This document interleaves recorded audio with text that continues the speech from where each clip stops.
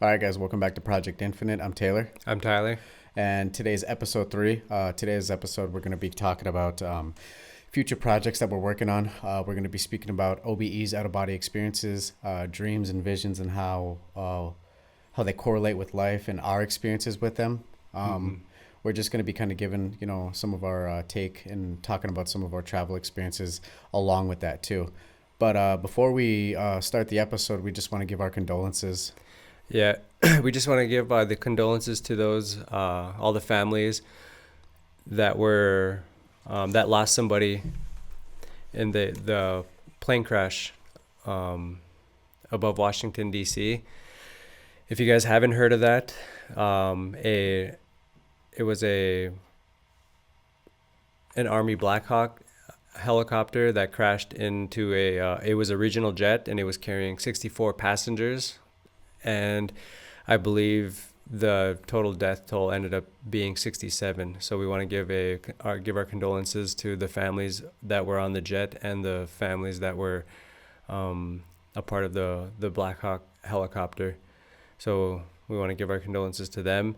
And then also there was another plane crash that happened yesterday. It was in a field that was right above that was next to the Santa Barbara airport.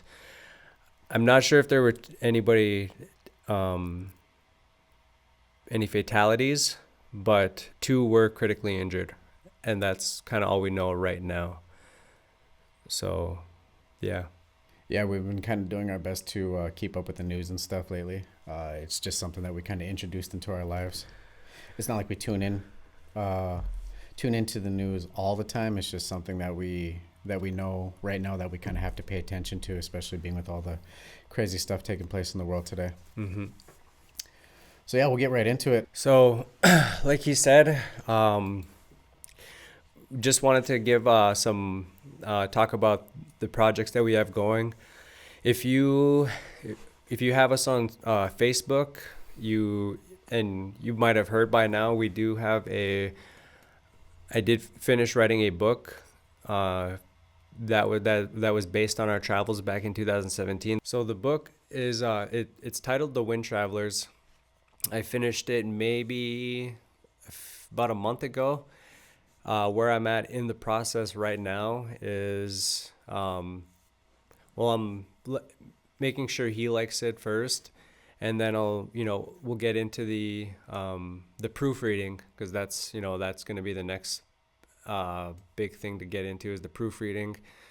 Um, I haven't reached out to any sort of publishers or anything like that. I haven't gotten that far yet, but I do plan on doing that this year, I do plan on the book actually being finished this year.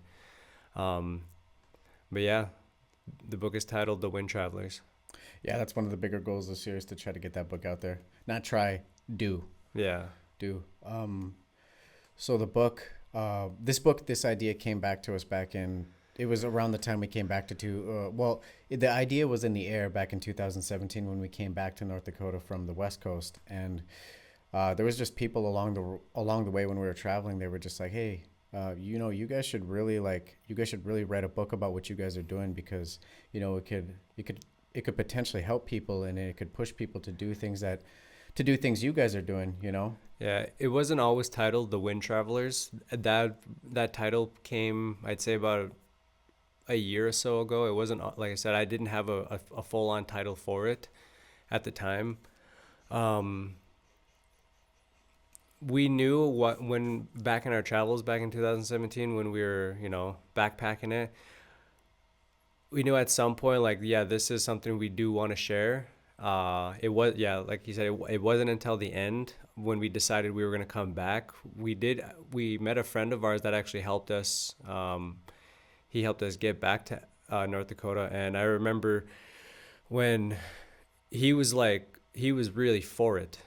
He wanted us to do it. And I remember he was talking about buying me a laptop, and he was talking about getting like all this equipment out just to, be able to start the book. And but at the time when we got back into North Dakota, the day after Christmas 2017, I wasn't ready to write the book at that point. I knew I wanted to, but um, it just wasn't ready. And then, that ended up, it ended up taking a long time, of course, because look, we're in 2025 now. Yeah. I mean, it just the timing of it just Mm-hmm. wasn't right. I mean, now I think with the direction our life is going right now and just kind of how we feel Mm-hmm. now, it feels more like the right time to get the ball rolling. I mean, I think the timing of it feels better too. Yeah. It's not like where I think about the idea of the book or just thinking about doing another project or starting a project where I'm like, maybe I'll start tomorrow. Mm-hmm. Maybe I'll start a day after that. Maybe I'll start like I don't really feel like I don't feel like procrastinating. I just kind of feel Mm-hmm. like jumping into it rather than just keep on pushing it off because now again, was it 8 years? 23, 7, 8, Mm-hmm. about 8 years now. 8 years ago. I mean, eight Yeah, years. about 8 years. Yeah, so about 8 more years of experience, of life experience, of growing up, and a lot more life experience. Mm-hmm. You just kind of have a little bit uh, more of a take, more life experience. I get more. How do I say this? You have a broader perspective. Mm-hmm. Yeah, and definitely a lot of definitely like working through a lot of blockages, Yeah, like inside to like mental blocks in what like kept the book from even being written. Had to work through a lot of that before actually, like I said, putting pen to a paper. yeah. So the so we want to give like a little breakdown of the book. The book is going to consist of um, it's gonna go into detail about like the things that we did, what we had to do to survive, the Mm-hmm. places that we stopped at, how we kept on going about our business every single day. So just kind of waking up, you have absolutely no idea where you're gonna sleep that night. Mm-hmm. Like we were just kind of waking up. I'm gonna go ahead and tell you guys right now. We slept in a ditch. Mm-hmm. And we slept out in the woods somewhere. And in the book you'll read about that, about the places where we ended up camping out at, and just kind of how we survived and Yeah, how we got our bellies full, and how we made a little bit of money to keep on going and keep on traveling the way we did, because at some point we ended up smashing our phones, we ended up tossing our wallets, and we just no wait no did we toss our wallets? No, no. we spent all of our money. We Yeah, got rid we of our money. We gave money away and we also spent it really quick. yeah we had a very, it wasn't even a, if you guys are aware of like the new age or anything, you guys kind of you've probably heard about the law of attraction.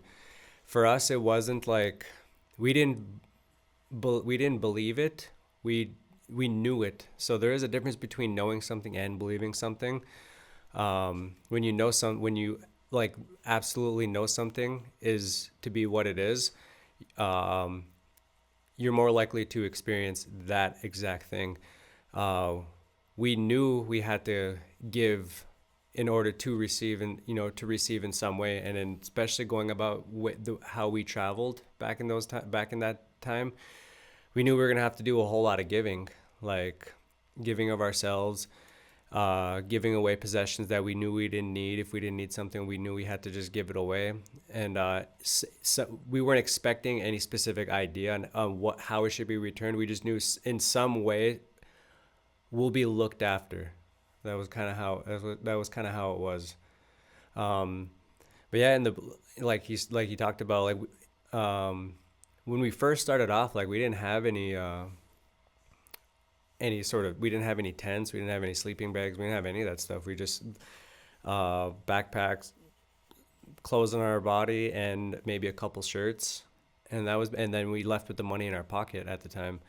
And yeah, we didn't always have a tent or a sleeping bag or any of that stuff, especially in the beginning. So we would, we would find we would sleep next to a tree, under a tree.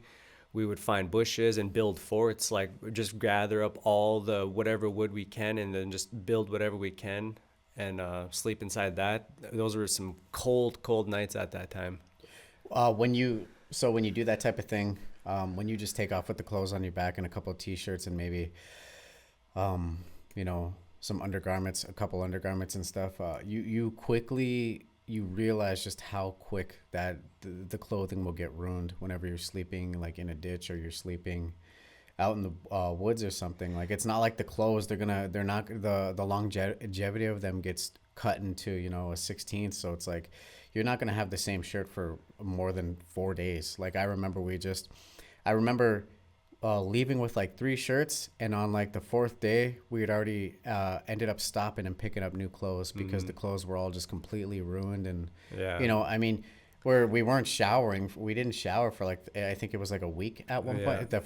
From the first day all the way up until a week into it, we hadn't showered. So I mean, you It can was mostly a baby, we were doing baby wipe stuff. yeah. So I mean, I'm pretty sure you can imagine a dirty human smell. You know that's a hard smell to get rid of, and when it gets on clothes, it's definitely something that you can't just wash away. And we didn't have access to washers, nor did we have time or money to do that. So we're just like, we're gonna throw this clothes away or just donate it, because if you donate it, they're gonna wash it wherever you bring it, and then we're just gonna buy new clothes somewhere. Like if we were like when we stopped in the Salvation Army in Watertown. Yeah. So when we were in Watertown, we stopped at the Salvation Army there, and we were getting clothes for 50 cents a t-shirt, Yeah. a dollar for a pair of shorts or whatever. So I mean, realistically, whenever you're traveling like that, you don't need to spend a lot of money on clothes. I mean, you just got to think like it's not, you can't be attached to the materialistic aspect of things. You have to just realize that this is just something that I'm going to use for a little bit, and then I have to give it away or just toss it at really quickly.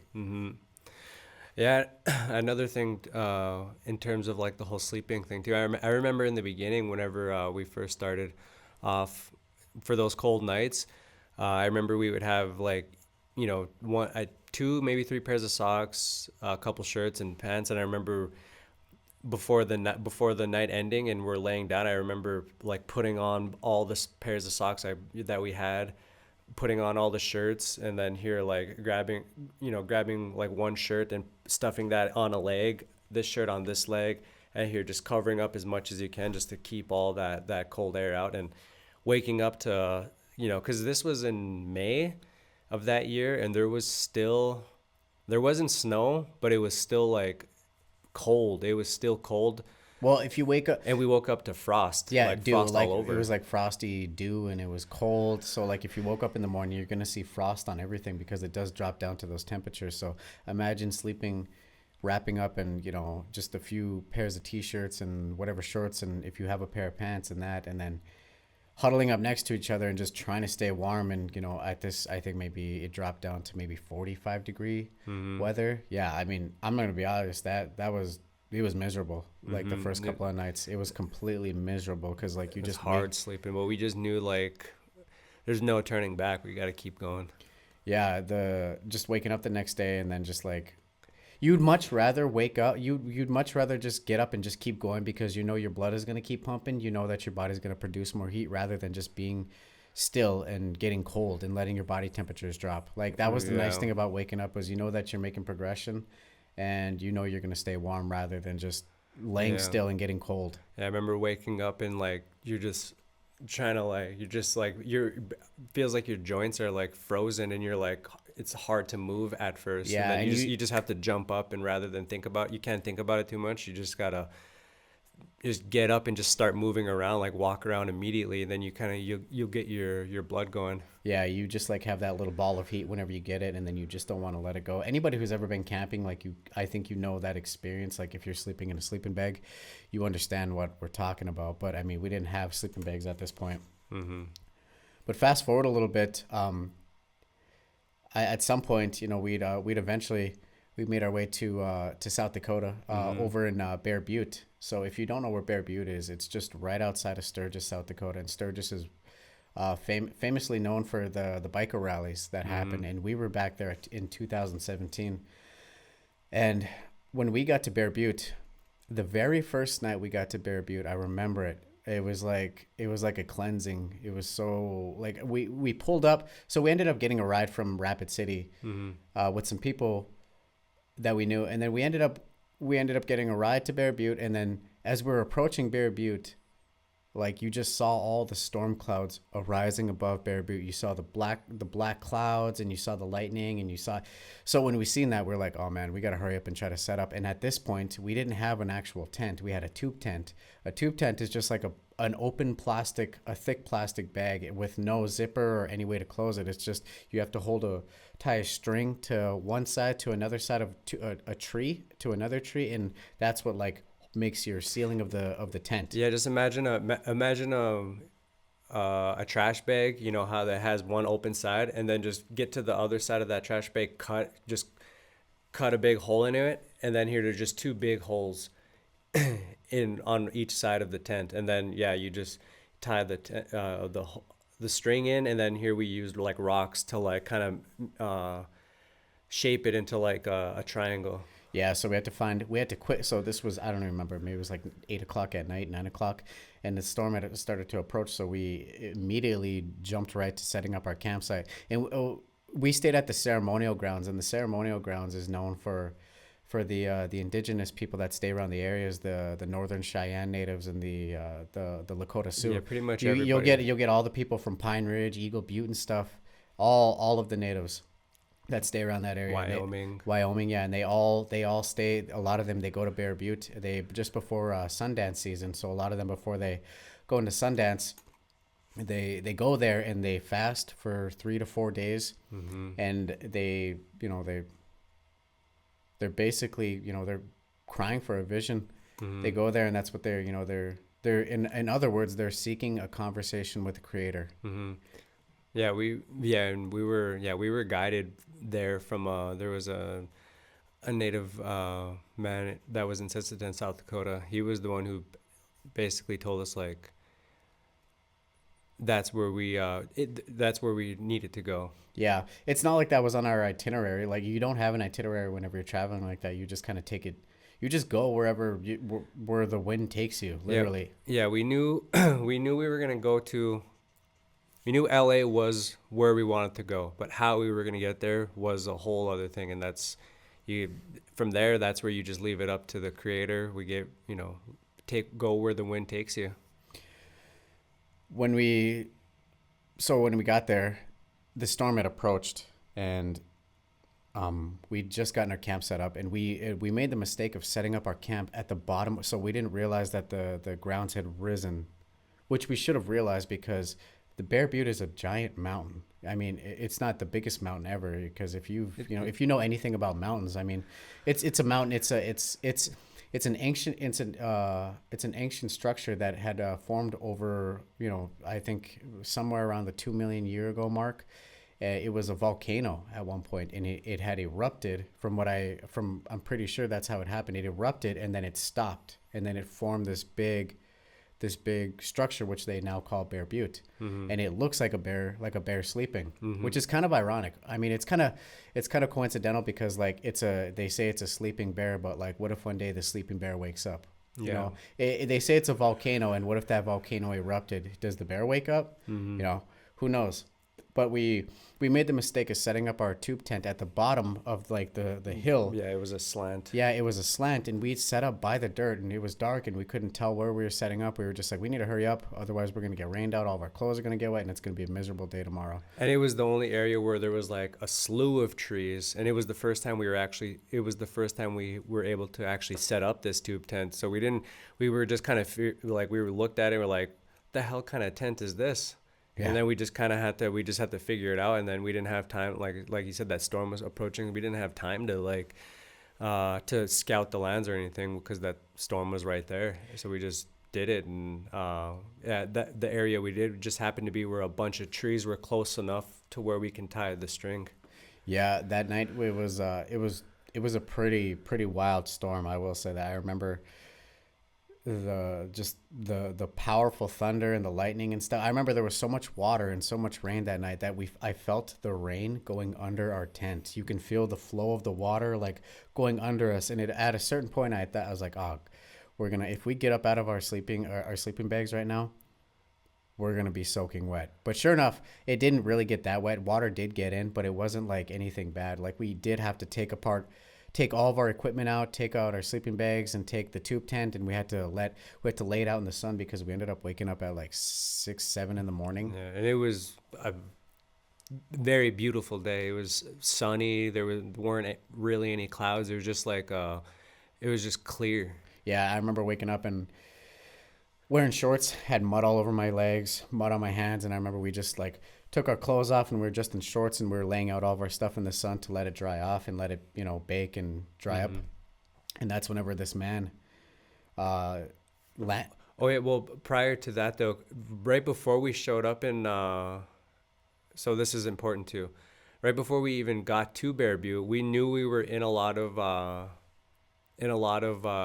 indigenous territory, and we were thinking like the thought came like we should go to that would be cool if we can go to a Sundance because we had never experienced a Sundance before.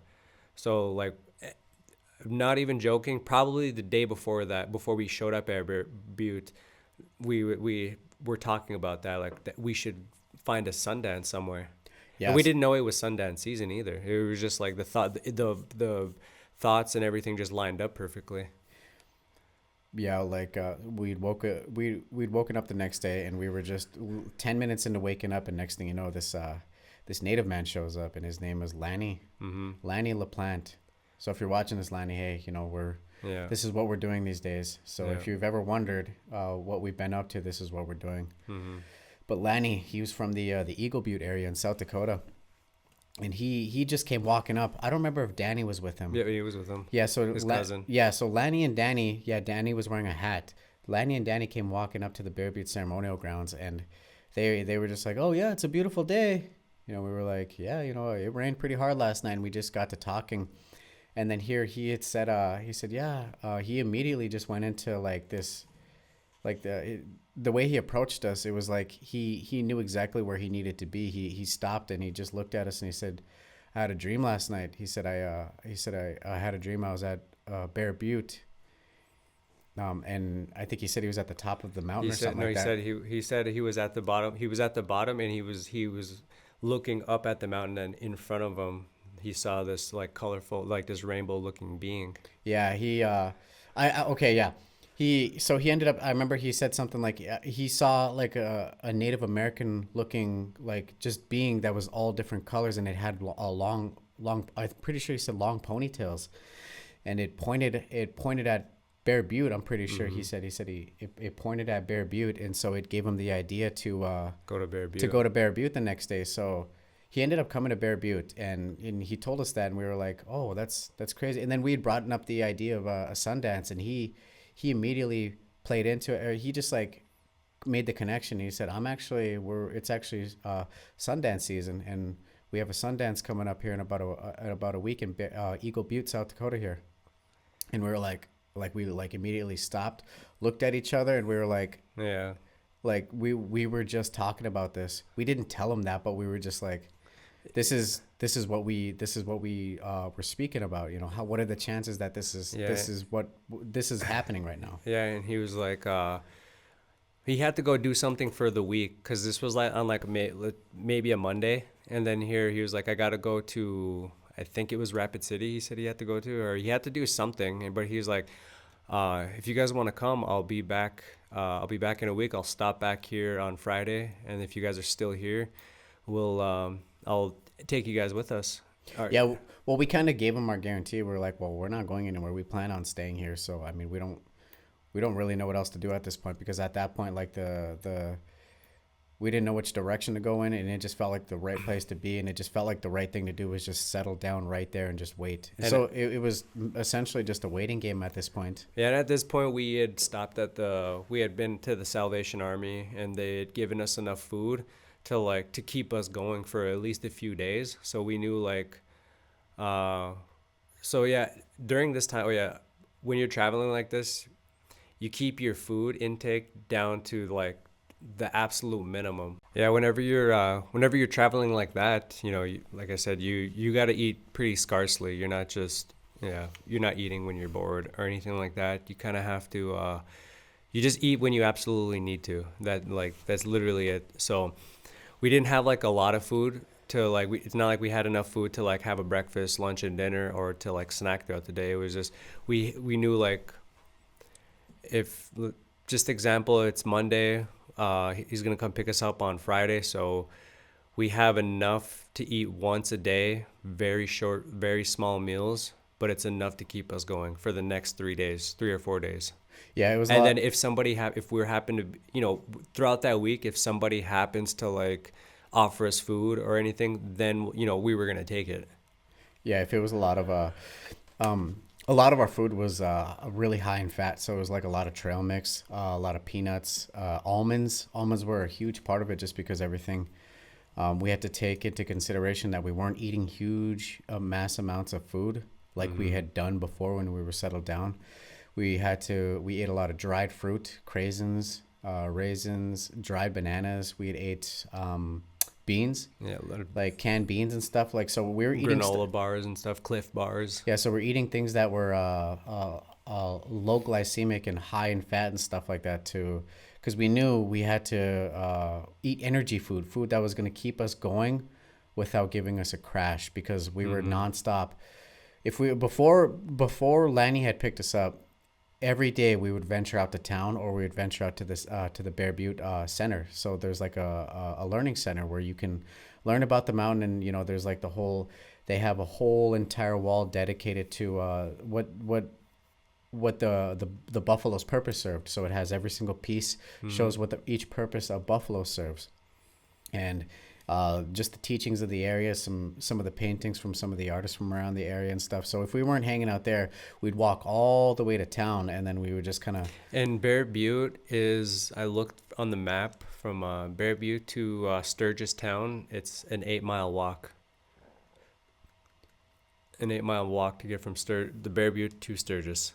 Yeah, it was almost every day we made that walk. And there is there is like a specific path that goes for like what 100 some miles from like that. It ends at Bear Butte, but like there is one path that you can take that'll take you through the entire town, and way the hell out there. Yeah, so it's this path. I forget the name of it. I'm pretty sure Lewis and Clark had taken Yeah, I the don't. path Yeah, at some I point. don't know what it's called, I but don't remember, but it's also a path dedicated to people who are backpacking and just traveling, and you'll see people on that path a lot of times with backpacks. And I remember one time when we were walking back when it was raining out, there was a guy with a backpack. He had a raincoat on. He was one of those, he had that like kind of like that hippie look to him, and he was riding a pedal bike, and he just kind of told us he was traveling. He was making the big travel on this path. mm-hmm. But we made that walk all the time up until, our entire duration of staying at the ceremonial grounds. So that right there in itself is a 16 mile walk, and then that was like that wasn't our only walk. Like we still continued. Like if we walked to town, we were walking all over that town, exploring, just kind of going to the library, doing whatever it is we needed to do, and then having to walk all the way back. And then once we got back to Bear Butte, we were just constantly doing things, and we made it a point to make the trail up to Bear Butte almost every day. That's like Yeah. it's a if you were to grab from the bottom to the top and just stretch that trail out into one long thing, it's like a 2 mile trek going up, and all kinds of turns and stuff. Yeah, if you're ever in Sturgis, stop at Bear Butte and make that hike. It's 100% worth it. Once you get to the top, it's just like, I don't know, it's almost like a surreal feeling. Like once you're at the very top and you're just staring off into. And along the way, you'll see a bunch of tobacco ties going up there. You'll see people up like They're fasting. laying next to large like boulders along the path, just doing whatever it is they need to be doing, whether it's fasting or crying for their vision. I don't know what year it was, but Bear Butte actually used to have it was trees up. They used to have a lot of trees going from the bottom all the way to the top, but some fire happened that like essentially burnt down everything. Yeah.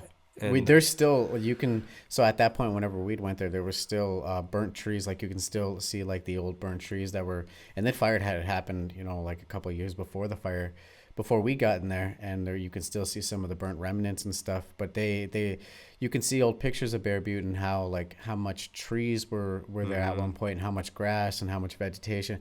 So the fire, like they took that as a sign, as like, you know, like a reset, like nature resetting itself in a sense, because fires fires ultimately do for nature. They kill off everything, but it also it plants the seed for new life. You know, like if you it makes the way, clears the path. yeah, it just clears the path. And same thing with winter too. Winter just it kills off everything, and then here once winter is over, new, you know, something new is going to be reborn. Like especially if like you're a gardener, I think a lot of gardeners kind of play by that rule, and people who have who go by the farms and stuff, you have to just kind of let nature take over, let nature reset your dirt and your grass and everything. Yeah, we It gotta. all just plays a role into each other. Yeah, you got to note that we're the ones who have to adapt to nature.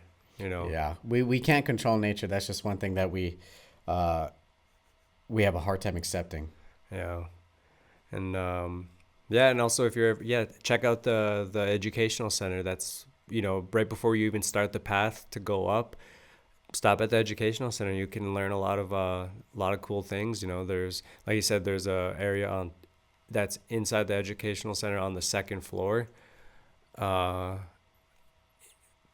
that's dedicated to like what if you were ever able to kill a buffalo, what you can use every single piece of that buffalo for. There's a purpose for every single piece, like every single bone, every part of the inside of a buffalo, like the bladder. You can turn that into like a water jug, stuff like that. Yeah, if you ever do stop at the educational centers, go stop and see Mike in Georgia, and Jim. and Jim. Yeah, go see Mike, Georgia, and Jim. I don't know if they're all still there, but if they are there, you know, tell them Taylor and Tyler, the twins from back in 2017, say hi. We managed, you know. And if you guys are watching, yeah, and if you so guys are watching, this is what we're doing. But we maintained a good relationship with those guys. yeah, they really, they gave us a lot of, they really accepted us, and you know, they were just super nice. Yeah. So fast forward a little bit, Lanny, he ultimately he came back, and we ended up going. We made our way out to Eagle Butte.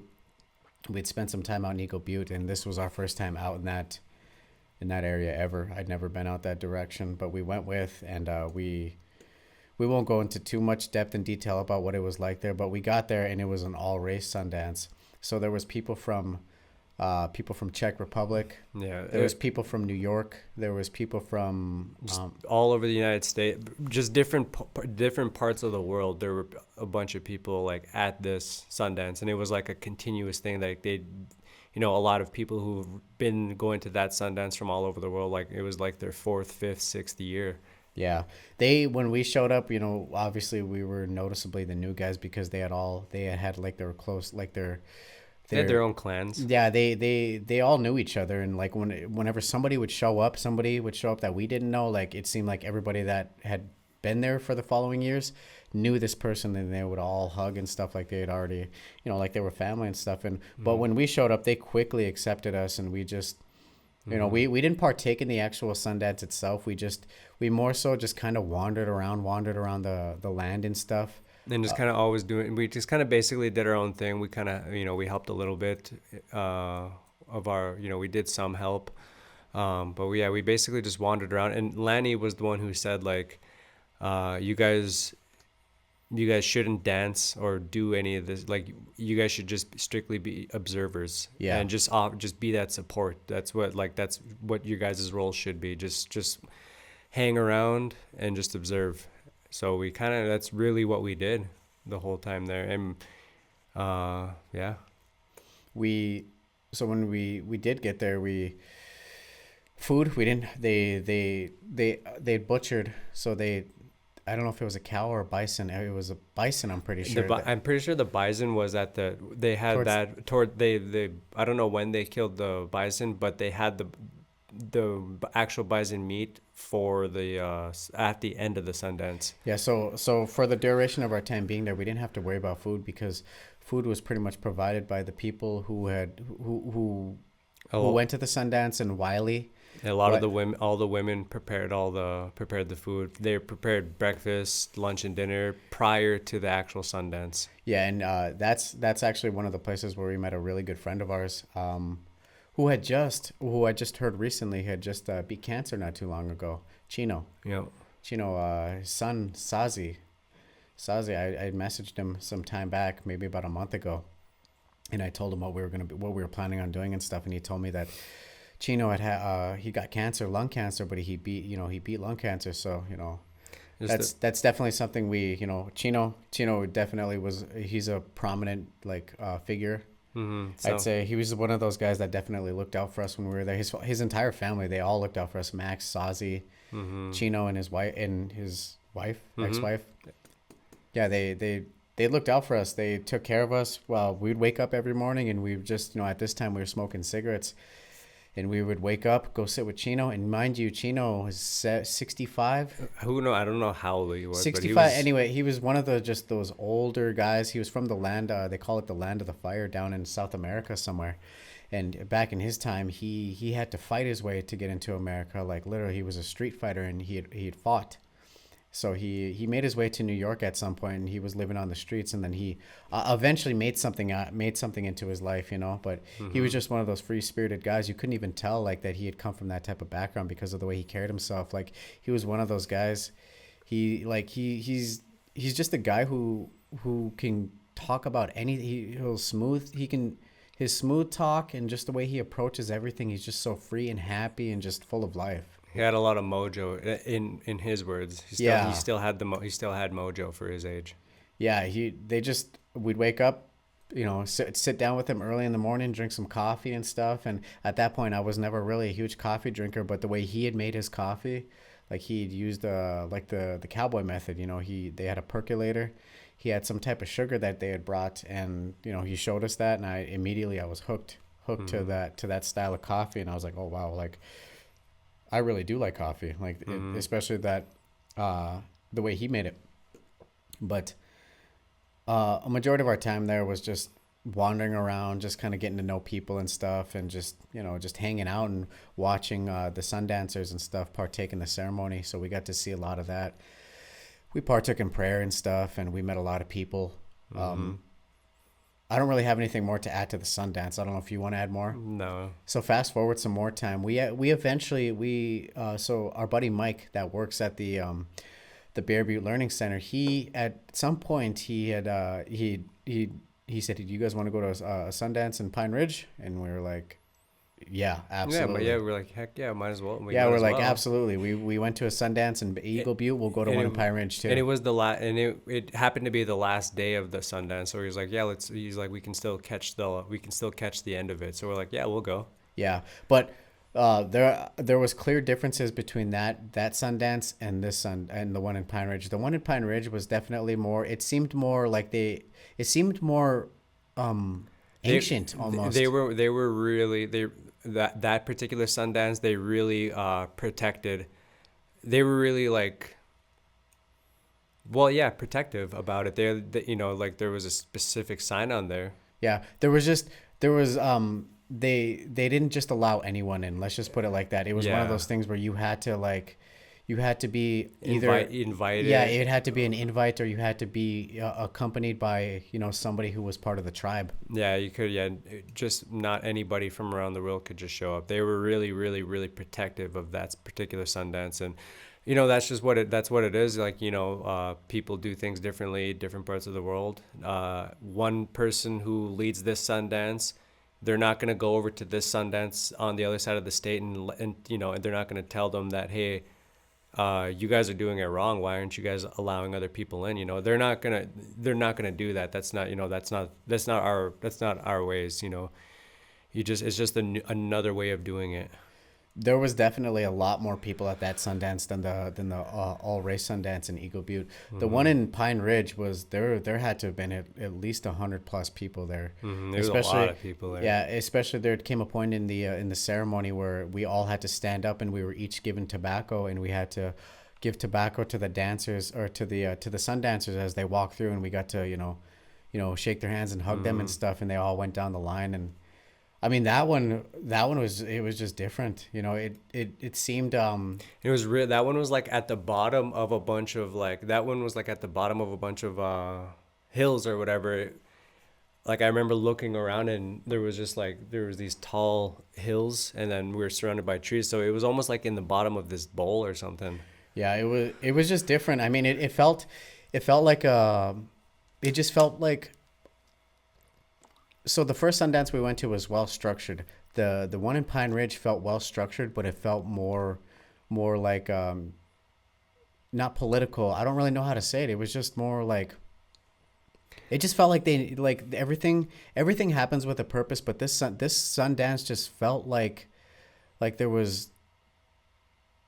there was just more energy and more spirit behind it because there's so much more people. It just the energy there Mm-hmm. was just completely different.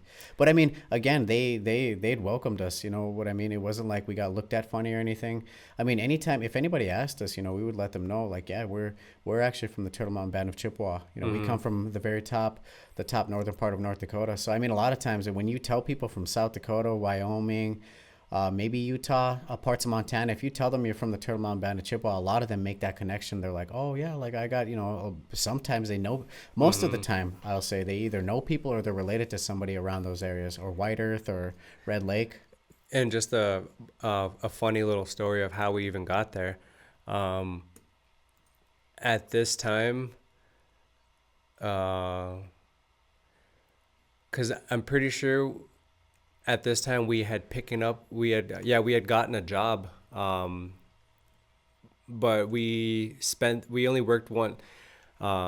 We had gotten paid for that day, but we did spend that money on just supplies that we needed. And then here Mike was like, yeah, he's like, you guys got any gas money? And we're like, no, we just spent it all. He's like, oh. And then here he sat and thought about it for a second. He's like, oh, that's fine. We'll figure out a way. And then here, once we got to Rapid City, he pawned off his wedding ring to a pawn shop. He's like, and he did it like because he had He done did it. He did it like he'd done it before. yeah. And here that was once we pawned that, yeah, he pawned the wedding ring and that was our gas money to get to and from. And then here once we got back to Rapid City, we were able to eat. And like, and his, once his wife came around, because at the time she was living in Georgia, I want to say, but she would come up. I think it was Georgia. I could be wrong. But then here, yeah, we told her that story and she just laughed. Yeah, his wife wasn't even mad about it because I think she knew that it was just like one of those things that probably happened quite a bit. So he pawned it, but the idea was you pawn it and you have a certain amount of time to buy it back until it goes on the market in a pawn shop. So Yeah. so he was going to be paid in like a week. So once he got paid, he was going to go back to the pawn shop And go get it, yeah. and pay for it along with a little bit of interest with it too. So, but I mean, to him, it was funny because he did it like he'd done it before, and he only got like, I think like $110 for it. Yeah. And So it was just a quick little raise for him. And Mike is like, what? He's about 60 at that point, 55, 60 years old. Yeah, and I said, and his wife she had a really, really good spirit about it. She just laughed and she knew it was a joke and she thought it was hilarious and Yeah. she wasn't upset. She wasn't like, it wasn't one of those things where she was putting on a front, laughing in front of us, but then they get in private and then she's yelling at him. Wasn't that at all? She just thought it was hilarious, Yeah, they were. and They, that's native humor for you. yeah, I mean, they're just one of those couples that are just like they're just crack jokes all the time, and they're just funny to be around all the time. Yeah, and then another, yeah, I mean, like I said, we had gotten jobs. We knew of course, we were at Bear Butte. We were in Sturgis. We had heard about Sturgis before. We knew there was a rally.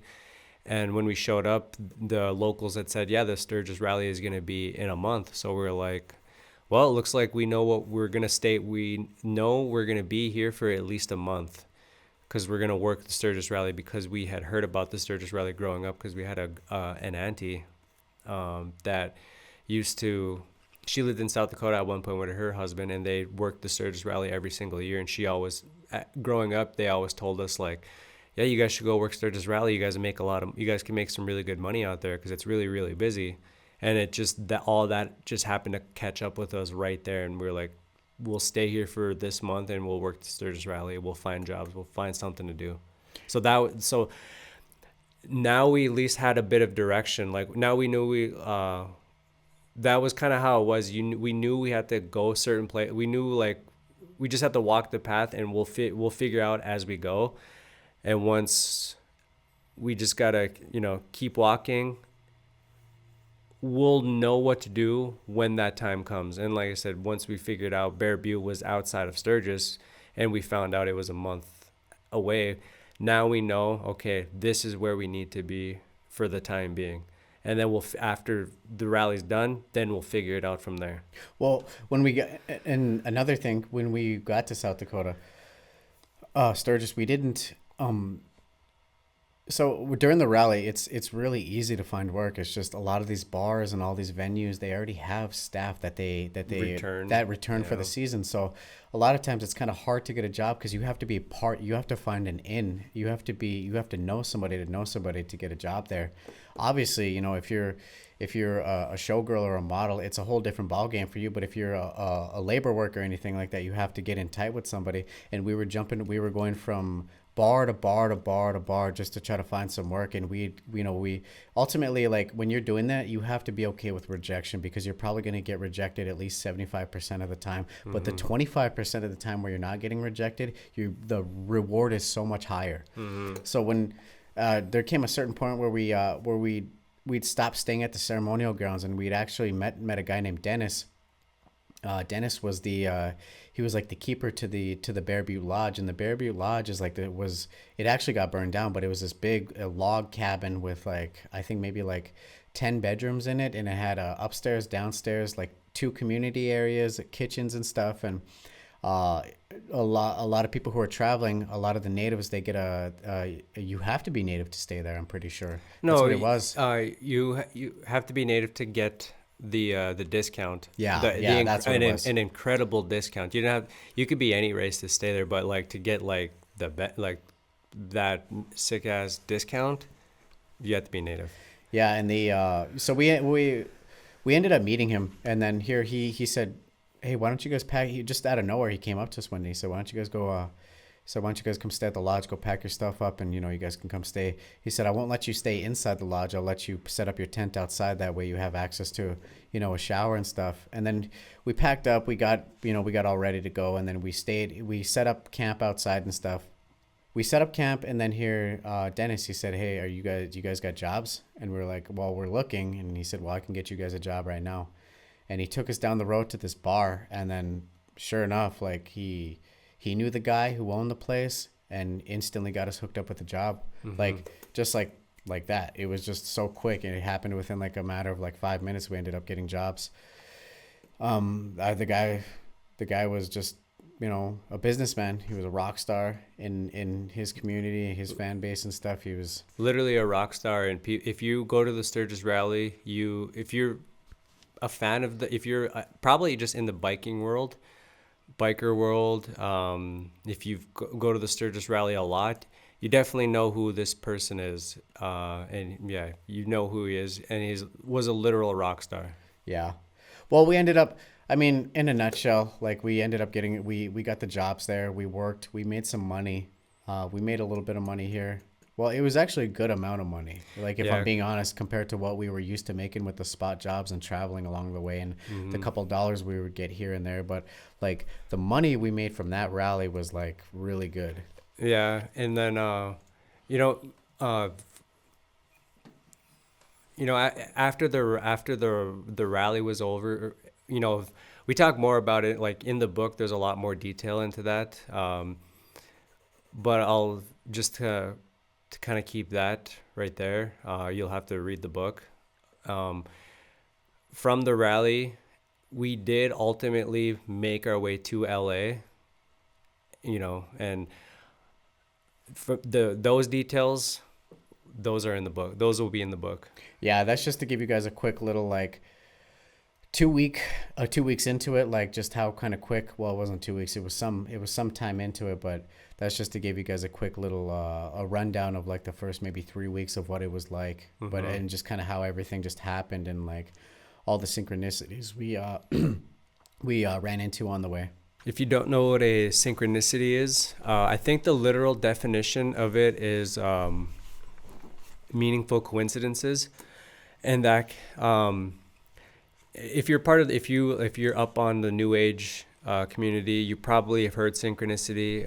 If you're I know there's many of you who probably know what that is right now, but like this is just for those who don't know. Like, it could be anything from like you might start seeing a succession of numbers like all the time. Like these are just random examples. Like you might see 111 in a succession like consistently, and then you realize like something's happening, or you might it's little things like that are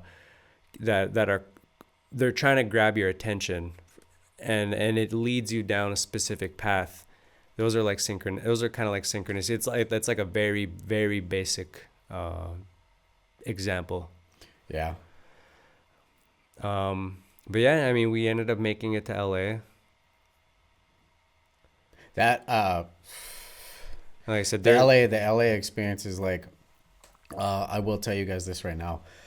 For anybody from the Midwest, or if you've never left, if you've only the furthest you've been is maybe Montana, Minnesota. If you've never been to a city like Los Angeles, I'll tell you right now, it is nothing like you've ever experienced before. If you've never been there, if you've been to New York, similar. If you've been to like bigger cities, it's similar. Vegas, it's similar. But man, like if you're from a small town, Dunseith, North Dakota, you're from reservation, or if you're you grew up in Fargo and you spent most of your time in Fargo or Grand Forks and you've never been there, it's just different. It's just a whole culture.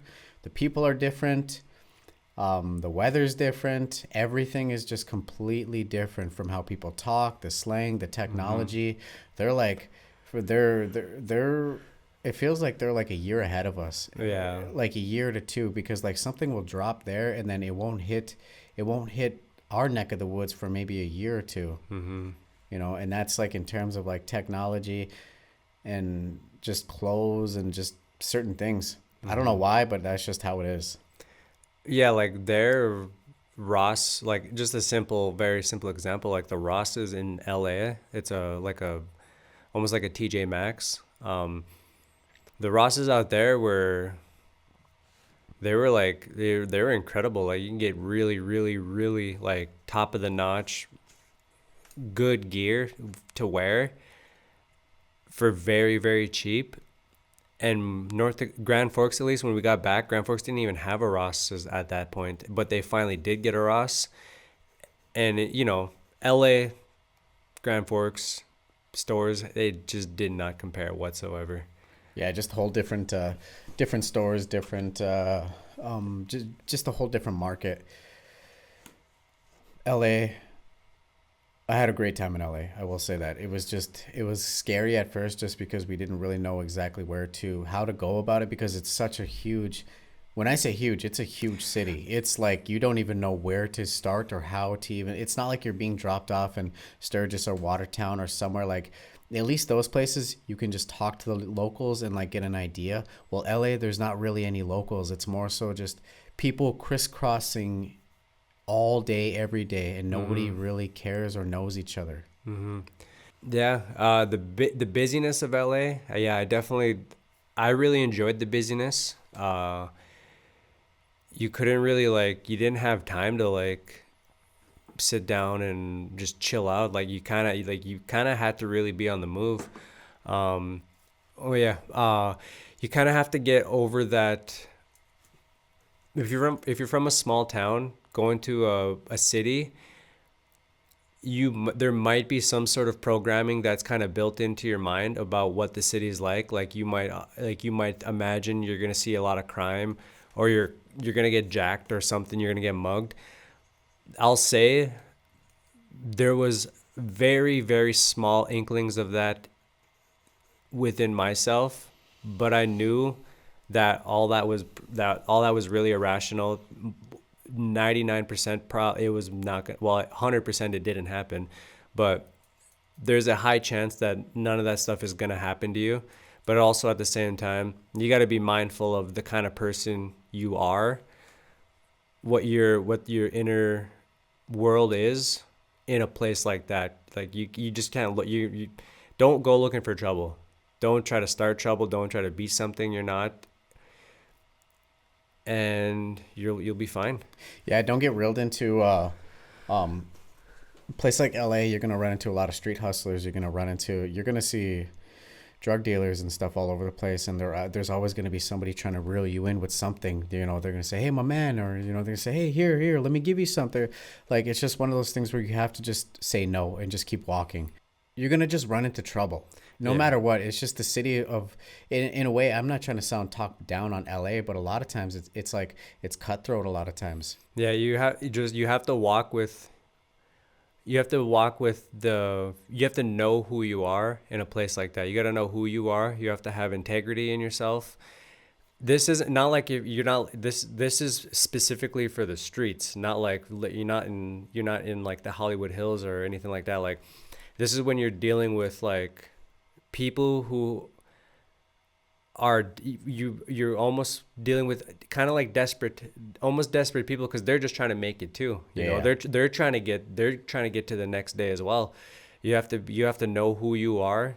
You gotta don't be like I just said this, but you don't be something that you're not. You have to have integrity of who you are. You have to carry yourself with a certain confidence, and you can't fake it. You have to be that. More than likely, all these people he was talking to you about, that he just brought up, like somebody saying like, "Hey, come here." If you're firm and you stand strong in that, people are gonna sense that in you. They're gonna be like, if you say, like you said, if you simply just say no and you just keep on, keep going, they're not gonna bug you, because simply there's something that's inside of them that senses that within you. Yeah, the And they more often than not, they never fucked with us, at least. yeah, like never really. I remember being at that. Not because we were like trying to, not like we were, they just, they didn't, it's not like they didn't fuck with us because we were like trying to be scary or anything. They just, like I said, it was more Well, so it, like an energy thing. well, it was like a confidence thing. Like we weren't walking with our heads down and like scared because we were so new to a city like that. We were walking like we knew what we were doing. Like we so at this point you got to remember we were completely disconnected from everything. We'd gone through like a spiritual reset, and we didn't have a phone for the longest time, so we completely disconnected from everything, and we got more in tune with everything. And we were, before LA, we were living in a tent outside. So I mean, that does something to you internally. And then when you get to a city like LA, you know what the objective is, and and you see everything so clear, and you can just see past all the illusions of everything. Yeah, it was almost like we were able to really clear our heads, clear our, like, just go in there with a clear mind. It's not like we went from Grand Forks straight to LA. We had a whole ass journey of just, it was consistently clearing, and we were fasting the whole time. Like anybody who knows anything about fasting, we were doing a lot, not like a lot of intermittent fasting, and a lot of days where we would literally only have a couple handfuls of food. So we're essentially fasting, drinking lots and lots of water. You're ridding yourself of poisons within your body, or you're ridding yourself of things you don't need to be carrying anymore. Ultimately, that's what fasting is for. You rid yourself of things that you either don't need to be carrying or you don't want to carry anymore. Some people fast because they might, maybe they're struggling a certain thought that they just don't want to be dealing with anymore. Some people, then a lot of especially in indigenous cultures, that's that's when they advise you to go to the sweat lodge or fast. You rid yourself of that thought form, and you keep that fast going until it's not bothering you anymore. So So yeah, we did a lot of that fasting, and once we got out to LA, where there's so much going on, there's so much energy out there, so many different characters out there, um, and like you said, there's a lot of people. There is a lot of people out there putting on fronts. They're trying to be something. They're trying to be somebody. They're all putting on a certain character, and you kind of see things for what they actually are. Yeah, you'll see. People are just usually playing a character. Uh, a good point he did make though was there's the people out there are just trying to make it. Like you'll see street hustler. Like when you're on the train, when you're on the metro bus, the bus. If you're on the buses or the train station, the underground trains, you're gonna see people selling hot sauce. You're gonna Mm-hmm. see people selling gummy bears. You're gonna see people selling incense. You're gonna see people selling literally everything. Get bunch of big packs of cigarettes and selling one cigarette at a time for a quarter. If it's a pretty decent cigarette, they'll sell it for 50 cents. Yeah, like you just see everybody's just trying to make it. Like if you think that you're gonna go to LA and you're just gonna see pure glamour, that's not necessarily the case because there is some really beautiful parts to LA, but at the same time, the way the movies portray Los Angeles, a lot of times it's not exactly like that. It's there is a lot of parts where you are gonna see pollution everywhere. You're gonna Mm-hmm. see lots of pollution. You're gonna see dirty roads. You're gonna see dirty streets. Your Yeah, ultimate, I mean, you're gonna inevitably you're in a place like that. It's like they call it like the land of dreams and stuff. Well, it's also a place where kids go to dream, but they go there to dream, but they inevitably fall asleep when they get there. Like they Mm-hmm. get there and they just forget their dreams, and then they end up on a corner on a street somewhere, and then they just give up. Yeah. They The only way your experience might be a little different is if you know somebody who is already out there and they're somewhat established and they invite you to go out there, and that because out LA, it's really about connections and who you know, and pretty much the whole world is like that. It's about who you know, and that's pretty much the only way your experience might be different. Like if you go out there, or if you have something lined up, maybe you're gonna go to school or something at a school that you don't really have to worry about a place to stay at that night, or you probably don't have to worry about a whole lot of food, unless you have something lined up. That's how your experience is different. We had no idea what we were going to do once we got there. We just knew we wanted to get there. And we Yeah, didn't know a single person out there.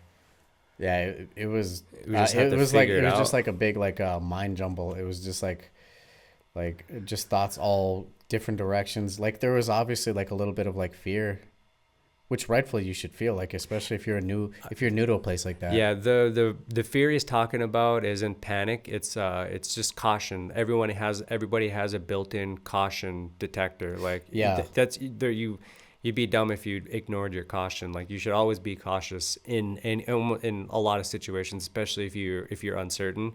Be cautious, but don't let that caution turn into a hardcore fear, and don't let that fear turn into a panic to where you start making where your vision and your thoughts just get so jumbled, and you just start then you're acting out of pure instinct at that point, and at that point you become an animal. yeah, and you're kind of thinking irrationally. Hmm. But a place like that, it's not the same as like staying in a small town. It's not like you're gonna meet locals that are gonna be like, hey, well, you can come stay with me, which that can happen sometimes. But I mean, ultimately, like we just started literally from the bottom, and then we over time we had ended up establishing like a spot to stay and stuff, and we ended up picking up jobs very quickly early on in The our first stay in week. LA. Yeah, Yeah. I think it was the first week we were in LA. We were just jumping. We were downtown because we knew downtown, if you're in the industry, if you work in the hospitality business, a downtown scene is where you probably want to be at. So we Hmm. were always hanging out in downtown, and we were like, you know what, let's just go job searching. And we just job Hmm. searched, and sure enough, we were telling everybody, where every place we stopped at, we said we don't care what it is, we'll help. Hmm. Like we'll help with it, whatever you need help with. And I mean, sure enough, we ended up getting a job, and Hmm. it worked out pretty. In the timing of it was just like really, it was perfect. Hmm. Yeah. And so when we had also gotten there too, we didn't we we didn't understand nothing about trains, how the underground trains worked. We didn't know Mm-hmm. the like what the blue line was, the red line, or the. We didn't understand how the connections were. We didn't know which direction to go. Like, oh my god, like it was so confusing, especially like we'd never taken trains before, so this was like a whole new world to us. So like we were getting lost. We would hop on a train, go somewhere, and we would just get out and just wander a little bit, and Mm-hmm. then just remember where it was that we had to go back to whenever Mm-hmm. it came time to like, well, we better get back to the train station and go backwards the way we came. Mm-hmm. Like that's just kind of how we did it for a little bit. Yeah, and if you watched our previous episode, towards the end we make a dedication to our friend Raymond. Ray is how we knew him. He really helped us a lot too. He helped us like he showed us a little bit of the ropes, and I think I said that in the last episode. But yeah, he was a huge help in us being able to navigate our way around LA, Yeah, and we just kind of learned a lot from him on how he went about things. So we kind of adopted a lot of that. Adopted some of that into our actions. yeah, like just kind of walking into any situation without like fear. That's just kind of how he approached it. We'd met him at a hotel, and I mean, from there, that's where the chapter, like a new chapter kind of opened for us, because then he was showing us how to get to certain places. He was taking us on adventures and stuff. And then Yeah. he'd like, we'd showed up to LA, and then like the first 3 days, we're like, man, this is like, what are we going to do? And then after like that third day, we like the entire, everything just opened up. Mm-hmm. Like the entire book just opened up when we met him. He knew his ways, his way around. He knew how to get to certain places, where to go, where to hang out at, where to get good ice cream, stuff like that. We Mm-hmm. would go to the beach and stuff, and He yeah, knew where to stop to get a goodie bag to to get a free cup of coffee, get a goodie bag of like some granola bars with some peanut butter. He knew like little things like that too, little resources that you can kind of always turn to if you needed it. yeah. He had the like that hustler's mentality, but he also had that like he was resourceful. Like he Mm-hmm. didn't just depend on other people to do things for him. He was really resourceful, because he had spent some time out there. I don't know. I honestly don't know how long he was out in LA before we got there, but he had to have been there a good amount of time because he just knew so much about the place. Yeah, and we were really resourceful people too. So that was like we really like we that was one thing we all had in common too. Like we knew along these way on our travels we had to utilize our resources, and not only that, you have to when you're on a journey like that, you have to find these resources. You have to actually go out and like find certain things, know what you're looking for, and go about finding that.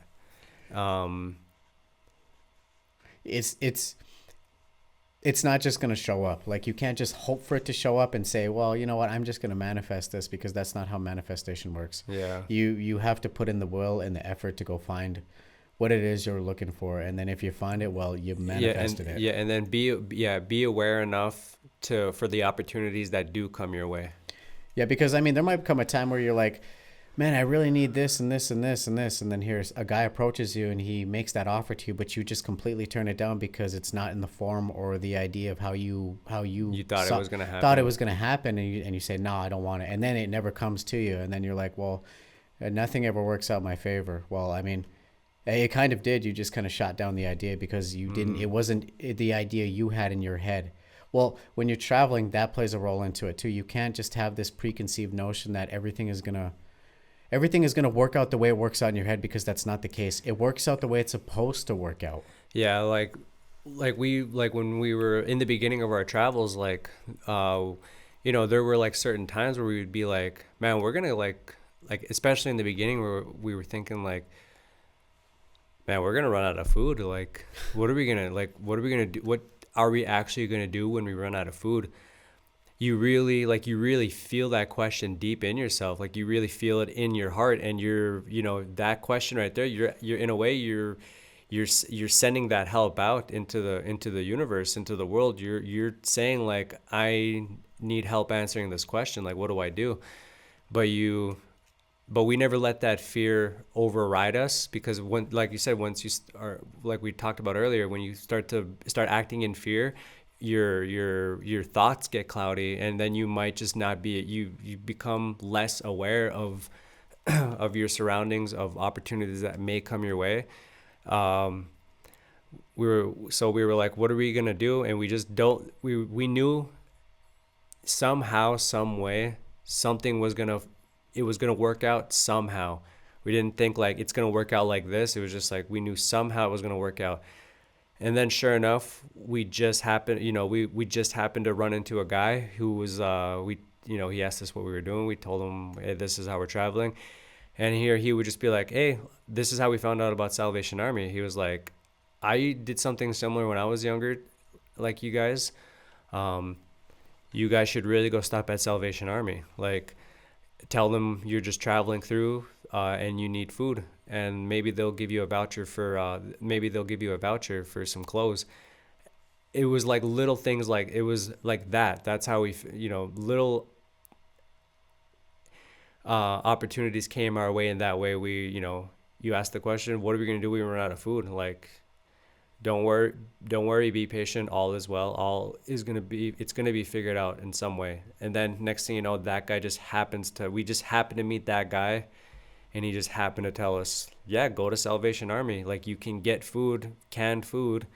It's not the best quality food, but at least it's food. You can get granola bars and enough to keep you going. And then our journey was constantly like that. It was little things like that. Yeah, we didn't. I mean, I honestly. So we manifested that, but we had to like do the work. Yeah, I didn't. Well, at the time too. I mean, we both didn't know that you can go to the Salvation Army and do that. We didn't.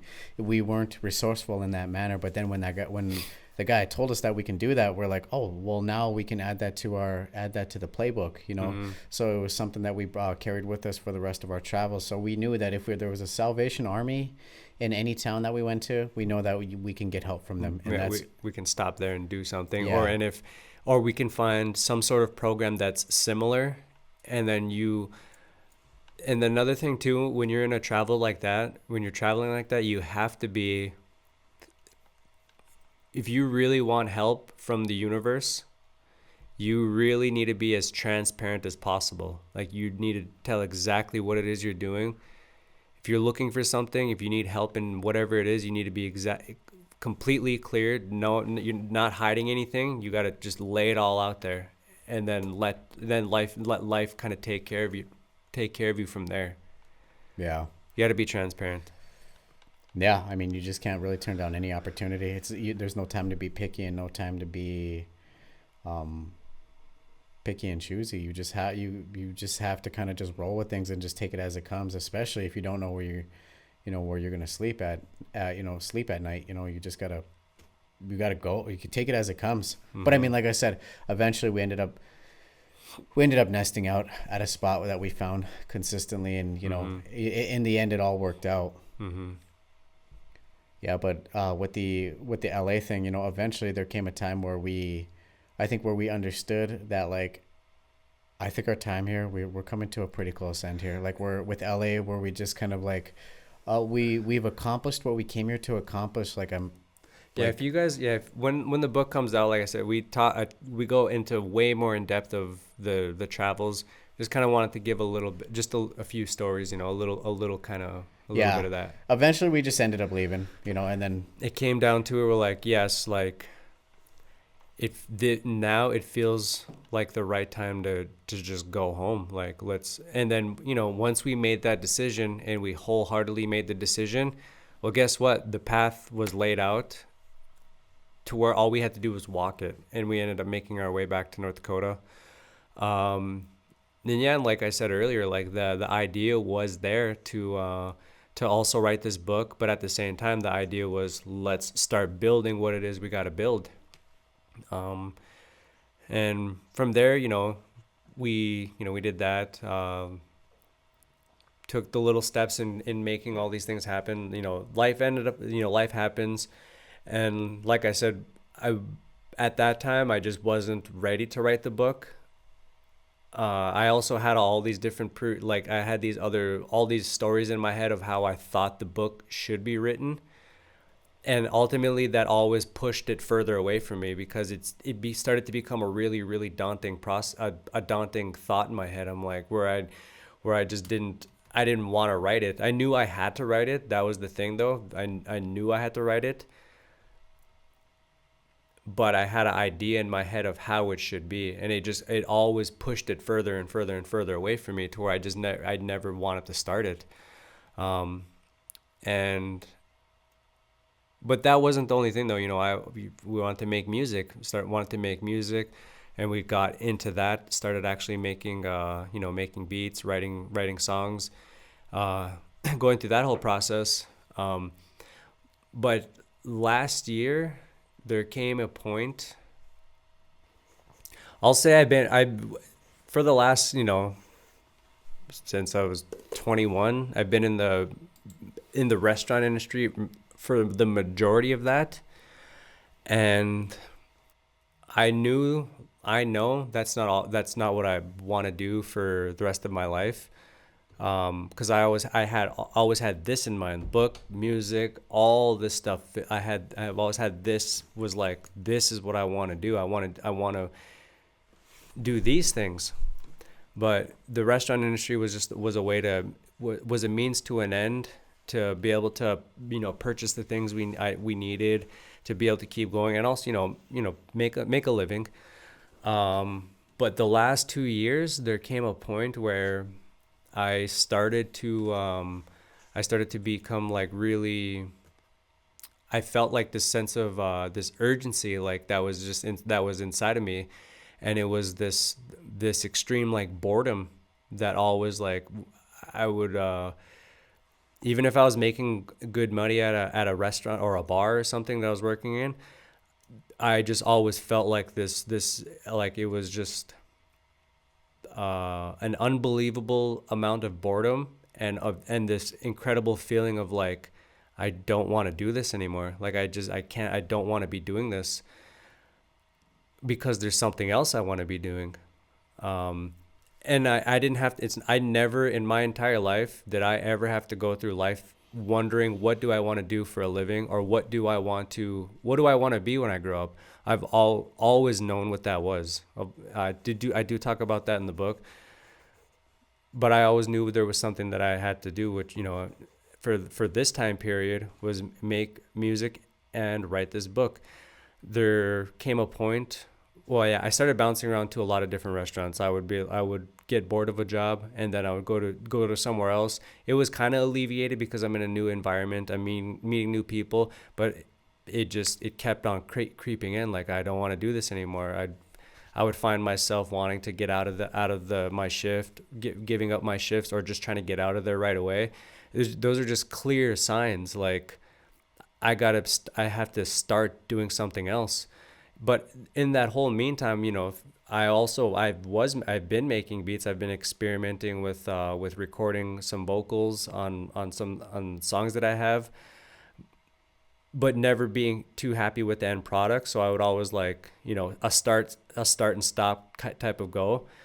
But then there came a point where I kind of put beats down for a while, put music down just for, a few months, and I wasn't doing anything with it.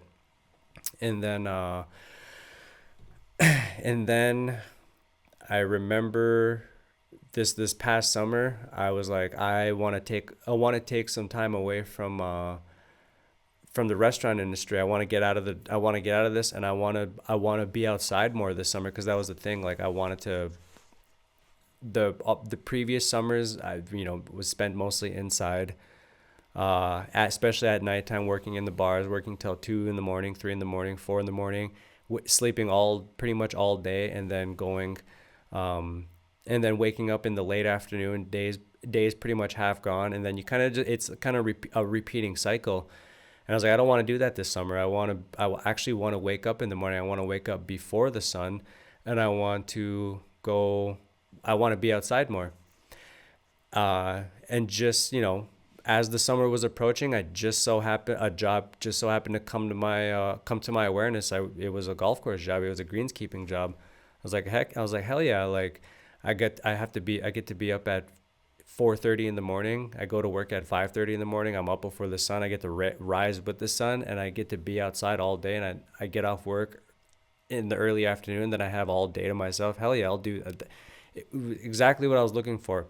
And I just so happened to be in nature. I was in nature all the time. I was outside. I needed that reset, and I was acting on that feeling that I was following my heart. And then all that led into there was one particular night. I remember I was getting ready for bed, and then something just prompted me to look up Neil Donald Walsh. If you guys don't know who he is, he's written the Conversations with God series, and he has a whole lot of books. So we're huge fans of Neil Donald Walsh, and I just so there's something prompted me to look him up on YouTube, and I came across an interview of his, and he was talking about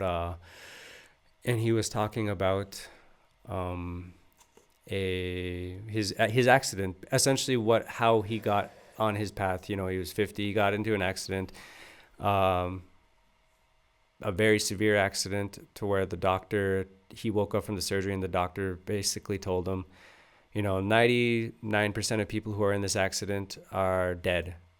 They don't come out alive. The other 1% are usually paralyzed from the neck down. The doctor looked at him and said, and you are neither of these. Like, this is literally a miracle. And Neil Donald Walsh, he said this, and I remember he looked straight into the camera at that point, and it felt like he was talking to me. And he said that the doctor looked at him and said, now what do you intend on doing for the rest of your life? As soon as I heard those words, this energy just shot right through me. I could just feel this buzz, and I was trying to go to bed, and that energy was not gonna let me go to bed. All I can see in my mind's eye was sitting up at my desk. We were at our old house at this point, sitting up at the desk, me at the computer typing. That's all I could see in my mind's eye was that. And I was trying to ignore it and go to bed, but that energy woke me right up, and there was no way I can go to bed, because that image kept on flashing in my head, and I couldn't ignore it anymore. So I was and I had been busy ignoring the fact that I was writing that I needed to write that book. I was I'm not making beats right now. I'm not making music. Why am I not writing at least then? Why am I at least not doing that? So like I said, I was I knew right there, I'm not going to bed. I'm not going to be able to. I got to get up. And I just sat up at my computer, and I just started typing. And I typed 3 different versions of this book. But I ended up starting the first version of the book, and I remember I wrote for 4 hours after that. And as soon as that was done, I had actually started something. I was somewhere, and then I was finally able to go to bed that night. And then I woke up next day, and then I was making it a point to at least write every single day. At least do that. I don't have to write a whole chapter. I don't have to I'm not going to worry about the time on it. I just need to at least write. If I'm not going to be making music, I should at least write something. So I made it a point to do that. And then the book just took other different incarnations, different ideas came into mind. And then through that entire time, that boredom I was feeling, I was feeling depressed. I had, there's other reasons. There's other more personal reasons why I was feeling depressed that I won't go into right now. It's more so more family oriented. But I was feeling that depression, and I knew the answer to it. I knew one of the answers to it. Start expressing your creativity. I knew that wholeheartedly. I knew that's what I had to do. So I say all that to say there's anybody who's experiencing some sort of depression or some sort of, maybe you're feeling down or whatever it is, more often than not, you probably know exactly what it is you need to be doing to alleviate that pain that you're feeling. Like there's probably something deep in within yourself that you know you should be doing or you want to be doing, but you probably buried it and forgot about it, or you're just doing like I was doing, was just kind of ignoring it and be like, I'll get to it another time. I'll do it another day. I'll get to it at some point. But that just, the more you know you have to do something and the more it wants to be expressed, this energy, it literally expands inside of you to where like there's like you kind of don't know what to do with it anymore. And you know, sometimes that does express itself in some sort of mental issue. Maybe you might feel depressed, or you might feel like because your body's telling you, your mind is telling you, we need to do something else. And more often than not, you have the answers. You really do have the answers you're looking for. They are inside of you somewhere, and you might be aware of them, and you just might, sometimes you might not be aware of them. You might have to do a little bit of soul searching. But you know, I get it. You know, people get caught up in you get caught up in your daily life. Sometimes you might have a job that takes a lot of your time. Maybe you got a family you're looking after. Maybe you got, you don't have time to think about that stuff because you got to pay the bills. But you have to take some time for yourself to do what it is you need to be doing, or what you know you should be doing. That you really do have the answers within yourself. And like I said, for me, like I knew what I had to do to alleviate that feeling that I was feeling. And that was to at least, if I'm not going to make music, I should at least write then. Because when I was making music, I wasn't feeling any sort of depression, but I set it down because I guess this book needed to be written. And that's kind of where that happened. That's where that ended. Yeah, it's like one of those things where you have a passion. You're really good at something, and you know you want to do this, but then you have this other thing you want to do, and then you have another thing you want to do, and then you have this thing you want to, and then there just comes a thing after thing after thing you want to do, which in most cases that's not the case for me. I don't think it's the case for you. There's only a few things, but like a lot of people, they'll stack thing on top of thing, and then they create these hobbies, and it becomes an addiction. Like somebody will start something, set it down, then they'll say, I'll do that later. And then they'll start a new project and say, I'll do that later. And then they start a new thing, and then they say, I'll finish that. And then a majority of the things just don't get finished. I mean, you can like almost like hoarding, like you're hoarding all these ideas, but deep down, those are just distractions. A lot of the times they're just distractions to kind of keep you from doing certain things. But like you said, there's got to be something within you that just sparks that the spirit that makes your soul excited when you think about it, because everybody has that feeling all the time. And I guess that kind of leads me into like my situation too. Like I'm currently working on a book right now, and the idea came back to me back in, around the time we had returned from LA, but I knew we were going to go down the avenue of writing a book about our travels and our, some of our life experiences there. But like, I knew that I wanted to write something different, because I know that from the time I was a child, ever since I could remember anything, from up until, to this point, dreams have always been a huge, major part of my giving me answers, in a sense. I don't know what it is, but like, and this is not to like sit there and like give another group of people the upper hand, but it's like, it just seems like a lot of the times, like Native Americans, the indigenous, they have a certain connection, a certain connection to nature, a certain connection to something. Maybe it's an understanding to just a higher connection. It's not just always Native Americans, but obviously we come from that background. So that's like the, I wouldn't say bias that I'm coming from, but like, that's where I'm coming from, and when I was a kid, I used to have such lucid, vivid dreams. And it was just completely, it was things that the majority of them are just completely indescribable. I can remember bits and parts. I remember dreams that I had whenever I was, 5-6 years old, and a majority of them I still hold on to this very day. And even along the travels, I remember in the very beginning stages of traveling, I there was just a point where every single night I had like a dream. And for me, I saw them more as visions, and these visions were so like whether they were like war driven, like it felt like I was in the middle of like World War II, or like I've even had dreams about like feudal Japan, like Mm-hmm. war dreams about that.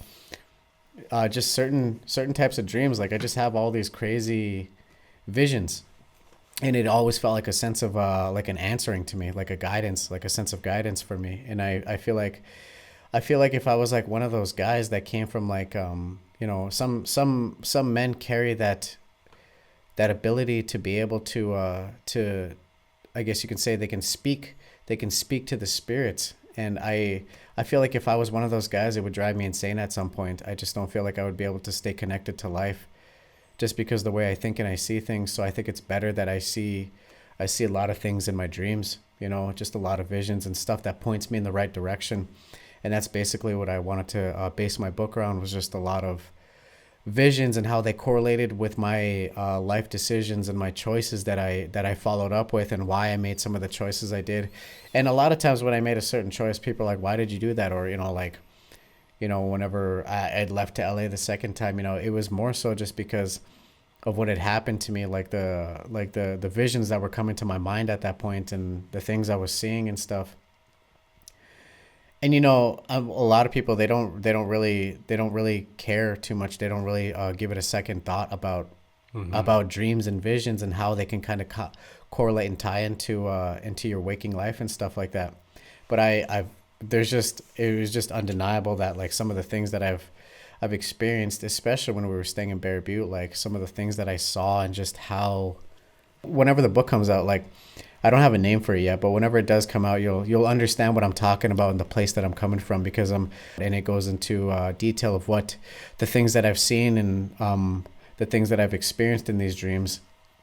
Because I mean, dreams are just a mystery, you know. They're just one of those things that where people have questioned it from ancient times till today. They just like they don't really fully know what it is or what they are. Or Mm-hmm. whenever they have like a vision or something, you know, you talk to a medicine man, and a medicine man will they just have these abilities to be able to see beyond just physical reality. You know, a lot of them they have a direct connection with the metaphysical aspect of life. Mm-hmm. You know, and I think ever since I was a child, I've kind of always just maintained a connection like that, because I think a major part of it had to do with my grandmother, just because my grandmother, she had practiced certain traditions in the household when I was a kid, and I never really knew what she was doing at the time whenever she was doing it, but she was doing something, and it had something to do with burning sage and, you know, just praying and doing stuff like that. And I always wondered, like, what is grandma doing? But then, you know, later on in life, I kind of figured it out what she was doing.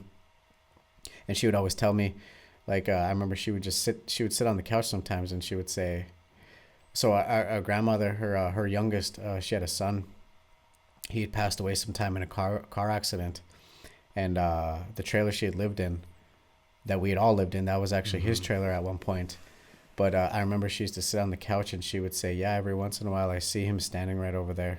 And she said a lot of times, like when I'm laying down, he shows up, and he'll say hi to me. Or she would always say things like, "I'm I see the spirits walking around in here sometimes." And like when you're a kid and you hear that type of stuff, you don't really think too much about it. You're just like, "Wow, grandma's seeing spirits." You Mm-hmm. know, you're not really thinking about it too much, but you're more so just like, I don't know, you don't think about it. And I've always carried that energy with me my entire life. But yeah, that's I mean, that's with my book.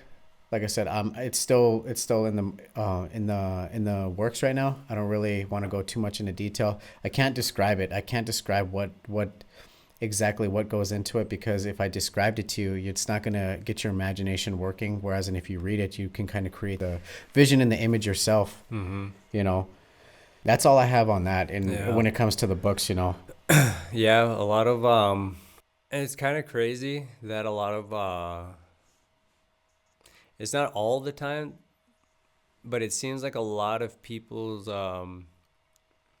a lot of journeys, I should say, like a lot of spiritual journeys, or maybe a spiritual awakening. A lot of that happens, from from the tool of dreams. A lot of a lot of dreamings, uh, because you become curious of dreams. Like, what the heck is it? Like, what the heck is going on at nighttime? Like, I'm falling asleep, but then I'm living a whole nother life, doing all kinds of crazy things. Like, a lot of things are happening. A lot of things I can't explain are happening. All the impossible is possible in my dream. Like, all these things, and when you really begin to question those things, that you start opening yourself to bigger questions in life. And a lot of times that's how a lot of people do start down a certain spiritual path that they're following. I've definitely had a lot of wicked dreams growing up. That's actually a good like a point you made there. Like I didn't even say that, but like how like the dreams like they open up a an avenue of to new ideas, and that's just kind of what it was for me Mm-hmm. growing up. You know, being like you know, knowing that there's something else out there that exists beyond this world. Mm-hmm. You know, and you just kind of like always hang on to that, and you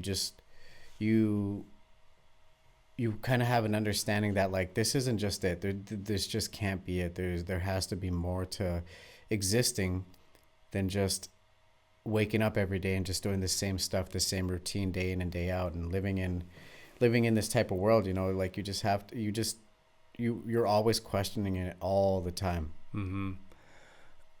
Yeah, there was yeah, you kind of like you might have like certain dreams that where you're thinking like, what the heck happened there? Like, I remember one time I woke up. There was one night when I was really, really young. I woke up from seven different dreams. Like, I must have. This was Inception beyond Inception. Like, I was like, like I dream within a dream within a dream. I was like real. I was deep in that dream, and I remember I woke. Maybe seven is a kind of a bigger number. It was probably like five. And I remember I kept on waking up in this dream, but each dream was less real. Like, the deeper I went, the more like impossible the dream felt. Like, holy crap, like all this crazy stuff's happening. What the heck is going on? Wake up. It was a little bit more real. Waking up, it became more real. Then here, I remember the dream right before I actually woke up.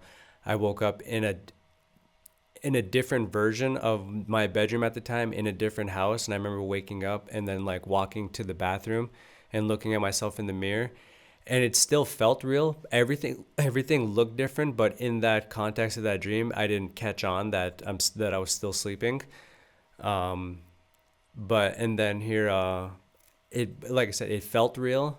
It felt like I was actually awake. But it didn't click. It didn't click to me that my bedroom looked different than it actually was. The living room looked different that it actually was. But I knew something was different, and then I kind of just had to. I just had. It was maybe like a couple minutes within that dream, and then I finally woke up, and I was like, I remember I was like, holy crap! I was being young. I was like, I was in a lot of dreams this just now, and you kind of wonder. You kind of like think about those things and wonder like, I wonder what the heck, I wonder what that was all about. Like, what was that? And you might not get, you probably don't get the answers right there. And you probably won't get the answers for a very, very long time. But it's the simple fact that you start asking questions where your internal compass starts to lead you down certain paths. Another quick little example. I remember our this is when I lived in Belcourt. I remember our great grandma. She would sit in the living room. She would sit in the living room, and when she would wake me up for school, she would she just yelled. She would be like, Tyler, Tyler, yell for my name. And I remember inside this dream, I remember we were inside of a church, and I heard my grandma calling for my name. And I was in the dream, and I was like, oh, like grandma's calling me. And then I remember I ran right up to her, and she was sitting down on a bench uh in this huge church, and she was yelling my name, and I was right in front of her. I was like, grandma, I'm right in front of you. And in the dream, she kept on, I remember she kept on looking back and forth, saying like saying my name, and she kept on going back and forth, and I was like, grandma, I'm right in front of you. And then here I tried to like shake her, and then like then here I started to, then I actually woke up from, then I woke up in my bed, lights were still off, and I still heard her saying, like, she was yelling my name. And I was just like, what? And I was like, what the heck? That was like, that was weird. And here I went and told her, I was like, I had a dream. I was literally just right in front of you, just talking to you, trying to tell you, trying to get your attention. And she never remembered her dreams. She always told me, like, I don't remember my dreams. I don't. She's always used to say she doesn't dream because she just couldn't remember them. But that made me think of, like, what if I was really sleeping, and my part of my spirit was actually out in that, like, in the living room in front of her, trying to like get her attention, to say like, hey, like, I'm right here, grandma. But the way my mind was interpreting it was this dream inside this huge church. So like, so both experiences were true at the same time. Like, I was actually having a dream in a church talking to her, but at the same time I was having like an out of body experience, and my soul was in front of her while she was in the living room out of our house, and she was just trying to wake me up, and I was trying to get her attention. So it was like two things were happening at the same time. It just made me think of things like that, like, I wonder if that's possible. Yeah, I've definitely had plenty of dreams like that too, where you just kind of like a similar one that was kind of like that. It was really weird. I remember I was at AT in annual training. You military guys, you know what annual training means if you're in the reserve or the guards. But I was at annual training in would think it was Camp Guernsey, Wyoming. But I remember I was laying in my cot in the tent. I was laying down. I was taking a nap, and I remember one of the other guys, he came in to wake me up, and I remember I was laying down on my stomach, and he came in, and he came up to me, and he started like poking me in the back of the neck, like he was like poking my neck, and then he started poking my back. He said, "Kepler, wake up, Kepler." But whenever it happened, I saw myself from up above, from like the top of the tent, like I was looking at him doing it as he was doing it. Mm-hmm. So he was doing it, and I was like, I was trying to say something, but I couldn't get the words out. It was like I was trying to force words, but it was like muffled, and like it felt like I was paralyzed, like I couldn't do anything about it. And then I saw him just walk out, and then like everything just faded out, and then like I woke up sometime later, and then I like got up off the cot, and then I asked him, I said, "Did you just try to wake me up?" And then he was like, "Yeah, I tried to wake you up like half an hour ago." And I was like, I mean, at that point that, I wasn't really thinking too much about it, but that was one of those same types of almost like the same type of scenario. Mm-hmm. This, I'll give you guys a quick little how do I say, a dream that I had some time back. And this was at a kind of a difficult point in my life. This was at like a time whenever everything was going good in my life, but it was just I had some some prior problems that I was kind of like I thought I could run away from. I had some trouble with the law, and I'd had some old bench warrants out. And I remember at some point I ended up getting pulled over, and the cops that had pulled me over, they pulled my record, and then next thing you know, I ended up getting arrested on some really old bench warrants that were like 5 years old, 4 or 5 years old. So I was like, wow, I mean, you cannot run from your problems, because at this point in my life, I was following the straight. This was after we'd got back from LA, so I remember there was just a chain of events that happened, and then just a string of crazy things that I like, because I wasn't eating a whole lot whenever I was in jail. But one of the dreams that I had, I remember I was sitting, we were at the high school, the Dunseith High School, but the Dunseith High School was like a jail. It was like a jail, and there was inmates all over the place, and they were in orange jumpsuits, and there were COs all over the place. And I remember I was sitting at a table, and there was inmates sitting there, and there were COs sitting at the table too, and we were like playing cards and talking. And I remember the guard had said something to me. I said something to him, and then he said, "Is that supposed to mean something to me?" And like I was like, I don't know. And then it kind of faded out, and then I came to it, and I was where the pharmacy is, between the hardware and the pharmacy. I was in that parking lot right there, And there was like just all kinds of weird stuff going on, just people walking around, people running around and stuff. And I remember there was a childhood friend there. He was standing right next to me, and he was in an orange jumpsuit too, and he was laughing and just I don't know, just acting out weird. You know how like when you see your friends in dreams, like they just do the strangest things. Yeah. Well, it was one of those situations. And then I remember out of nowhere, this giant like white golden owl just landed. It just like slammed right onto the ground and it landed, and it had to have been like 6'8". It was a really tall, like just this, I don't know, this holy looking structure. It landed right in front of us, and I remember the friend, he like looked at it and he like started giggling and laughing, and he tried to run after it, and he like ran to try to give it like a hug, and it like jumped up over him and it landed in front of me.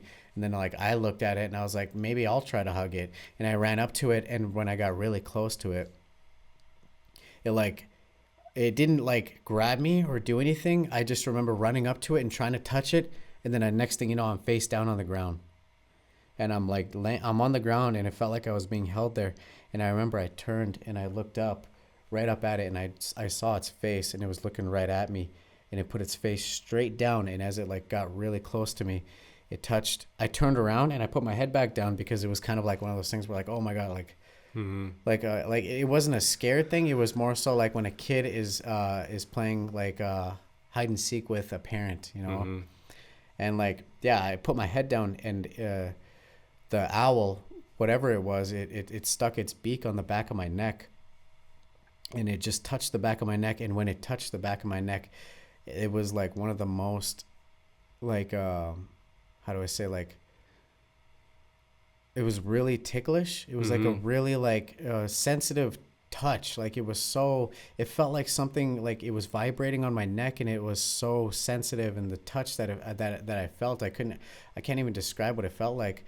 But I remember like it made me do this when I was laying in my bed. And I remember when I woke up, I was so tight and so tense when I woke up, that I felt it when I woke up. And then when I woke up, I had a hard time like relaxing after that. And then I woke up, and yeah, that was just one of the things. One of the dreams that I had, one of many, I guess you can say. Mm-hmm. It was just one of those things where like I definitely, I didn't take that dream and just let it go. It wasn't like I didn't like, I mean, obviously I still think about it to this day, but it was one of those things where I didn't just let it pass by. Like I knew that it was a turning point in my life, and it was something that I think I needed to see and hear, because I was kind of like, I felt lost at that point in life. Like I just didn't know what I wanted. And then that type of thing, it gave me more peace and clarity in my life, you know, and it helped me. There was other things that happened too, but that was one of the things that helped me make the decision to choose another path in my life at that point. Mm-hmm. I've had like those crazy like sensation dreams too. Like I remember this one time, I don't know when it was. It was within the last like probably 5 years, I'd have to say. But I remember this one. I was in like this shed, and I remember there were all these like, you know, like Crash Bandicoot, how all those animals look on there. They look like they have that weird look to them. They were like, these animals had that sort of look to them. And I remember this was like, I was feeling like I was about to wake up from this dream. Like I could feel that in my dream. And I would remember saying like, oh, I'm about to wake up. And then I remember I looked to the corner of this shed that we were in. And then there was this big, like this long snake. And I was like, it kind of froze me there. And I was like, holy cow. And then I was like, and I knew right then and there, I was like, it's gonna come crawl right. It's gonna like crawl right up. It's gonna come near me. And here, next thing you know, I was kind of like frozen in that spot. And then here it was this gigantic snake, like a very huge snake. And it crawled up my back. And here it stood right. And I didn't even look back at it. I didn't turn back. I was like, this thing's gonna bite. I was like, this thing's probably gonna bite me. And then as soon as I said that, like right on the back of my neck, and I remember it bit me, and then here I could feel like it felt like it was like pumping. It felt like it pumped something, but the thing was is I wasn't when it bit me. I didn't feel scared. Like I wasn't scared. I just knew like I knew like I gotta just breathe. And then here, I remember waking up, and like there was like so much vibration, and like all this energy was just like flowing through my body at this point. And I could still it tickled whenever it bit me. It tickled, and then here. The energy that was coming in like inside of me, it was just like it was this ticklish feeling, and I remember like the all the energy I felt was just like I was still frozen in the dream, but I knew to just I wasn't scared though. I was like just breathe, breathe, breathe, and then here eventually I just breathe. I got I woke up from the dream, and I was like that was pretty crazy. That was pretty wicked. Yeah. Another quick one. I had one that was kind of similar to that. I remember I was like running around this dark building, this dark like office type of building, and I remember seeing an airplane there, and just a bunch of random rooms. And I remember I was running from a wolf. Mm-hmm. Like there was this wolf, like a wolf chasing me, and it wasn't like a regular wolf. Like it wasn't like it was a wolf that was like, if it stood on all fours, it was still like probably about 6'1", 6 foot. Mm-hmm. It was really tall, and I remember it just not looking like a regular wolf. It looked like something you would see in a movie, like how they like change its features and make it look so dramatic and like big and scary. Well, it kind of looked like that, and I remember I was running away from it, and I was like trying to hide, and I remember not being able to like find a spot to hide. I was like looking all over, and I couldn't find it. And then I saw it. I remember I was in a room, and it ran right past the room, and I saw it run past, and I like looked around, and I thought, if this thing comes in here, there's nowhere for me to go. Mm-hmm. And I remember like it came in, it turned back around, and it came into the room, and it walked right up to me, and it started to approach me. And when it approached me, I just closed my eyes. I closed my eyes, and then I felt it come really close to me. Like it came up to my face. It got really close to my face, and I felt it like, like whenever a cat or a dog they come up to you whenever you're sleeping, and they like smell your nose. Well, that's what it did. Like I closed my eyes, and it came up, and it started sniffing my face, and I felt it like smelling my face and like doing like the thing, and it just did that. And then I like opened my eyes, and it was gone. And then I woke up. Mm-hmm. Yeah, that was just one of those things where you just kind of like, you just kind of like, that there's like a fearful, like almost like a panic there. Yeah. But at that point, you just kind of have to realize that you just have to, you have to surrender. Mm-hmm. Like there's no getting around it. Just surrender and just let it happen. And that's what that's what I just did. I just said, I'm just going to stand here and I just closed my eyes. And that was it. Yeah, that's great. Yeah, I could almost imagine that feeling, like closing your eyes, and I can imagine that presence getting really close to you, and then here, I could just imagine that. Just breathing on you, and that's what I felt. Was it's like breath, and it's smelling me, and it was like right up in my face, and yeah, I'll tell you right now, like if you've never had that type of dream, it can definitely like.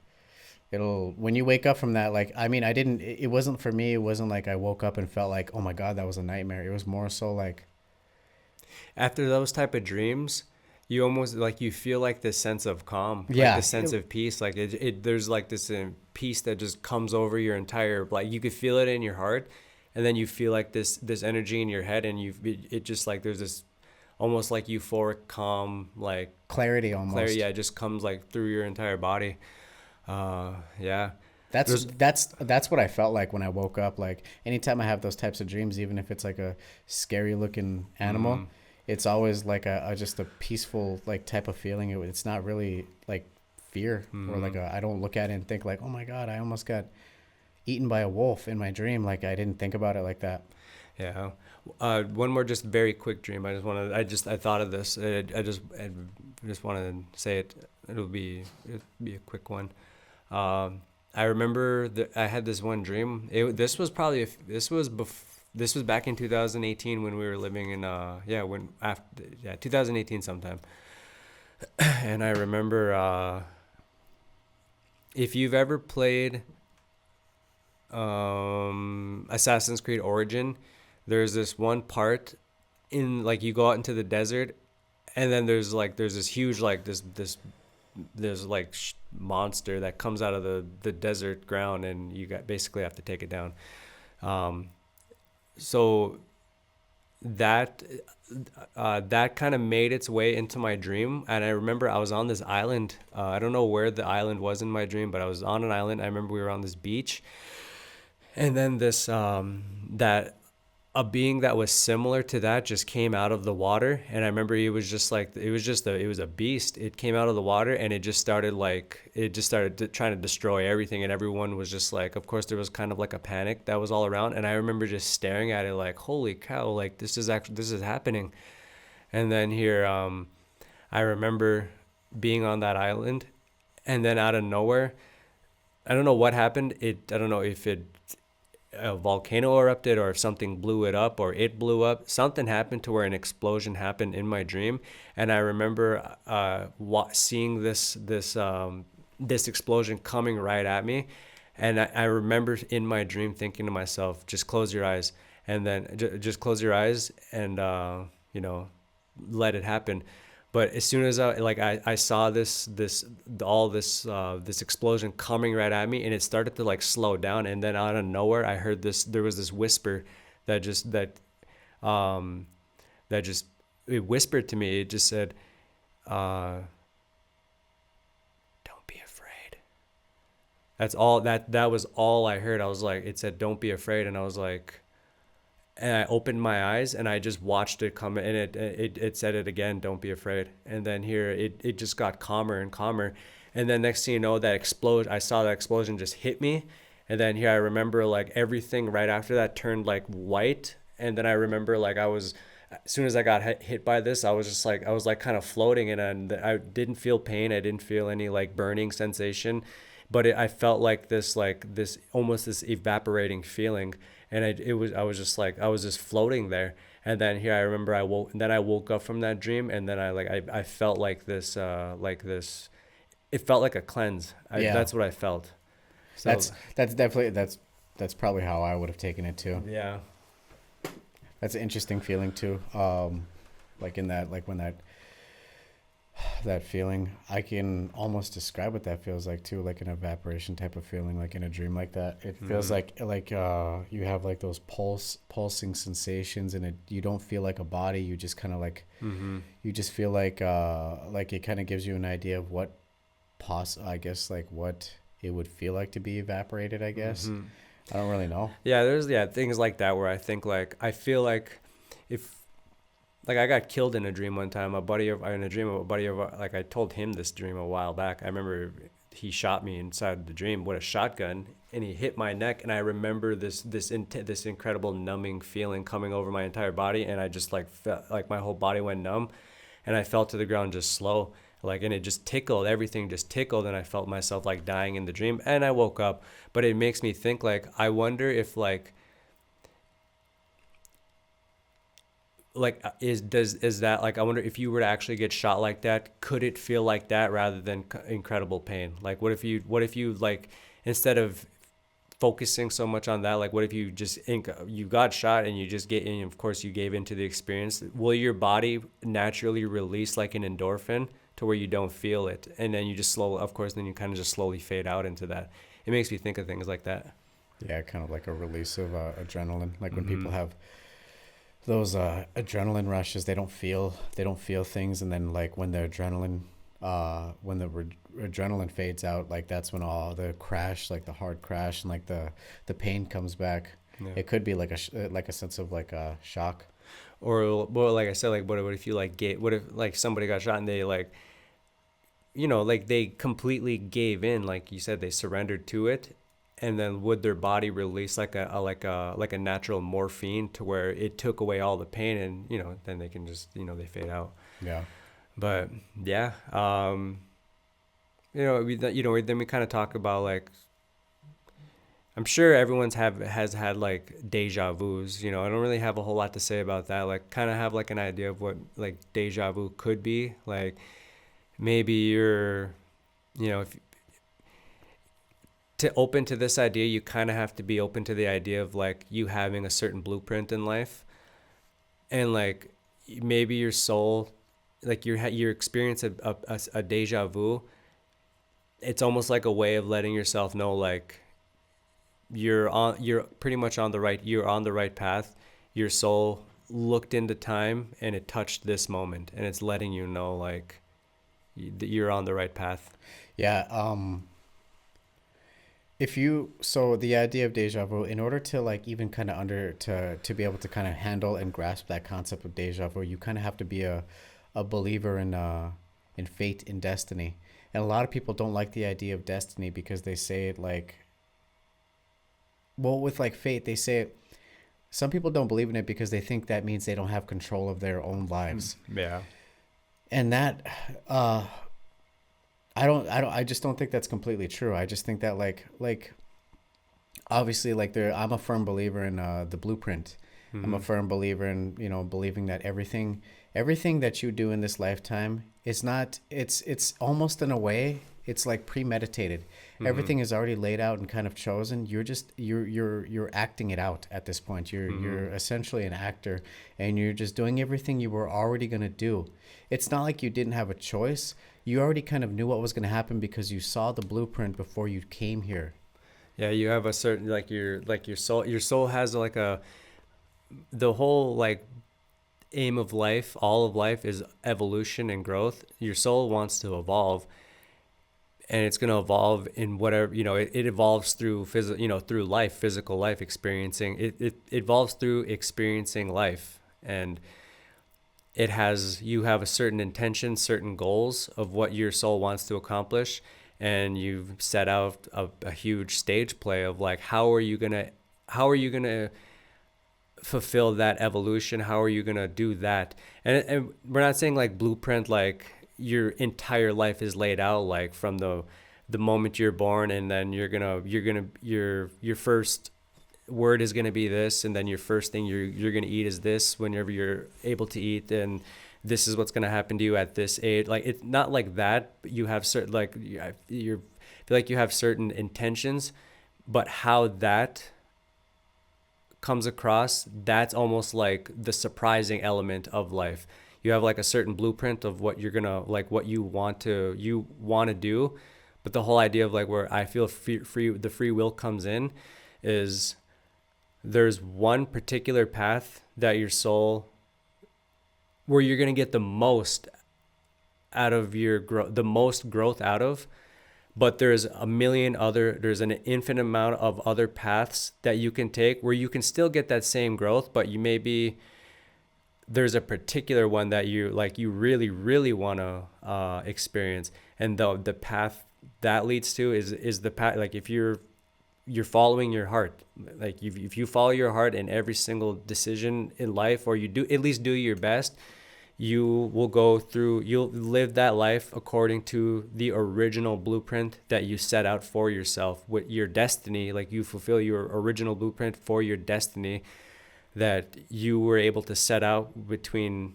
all the mechanisms of life, how it all works before actually coming into this life.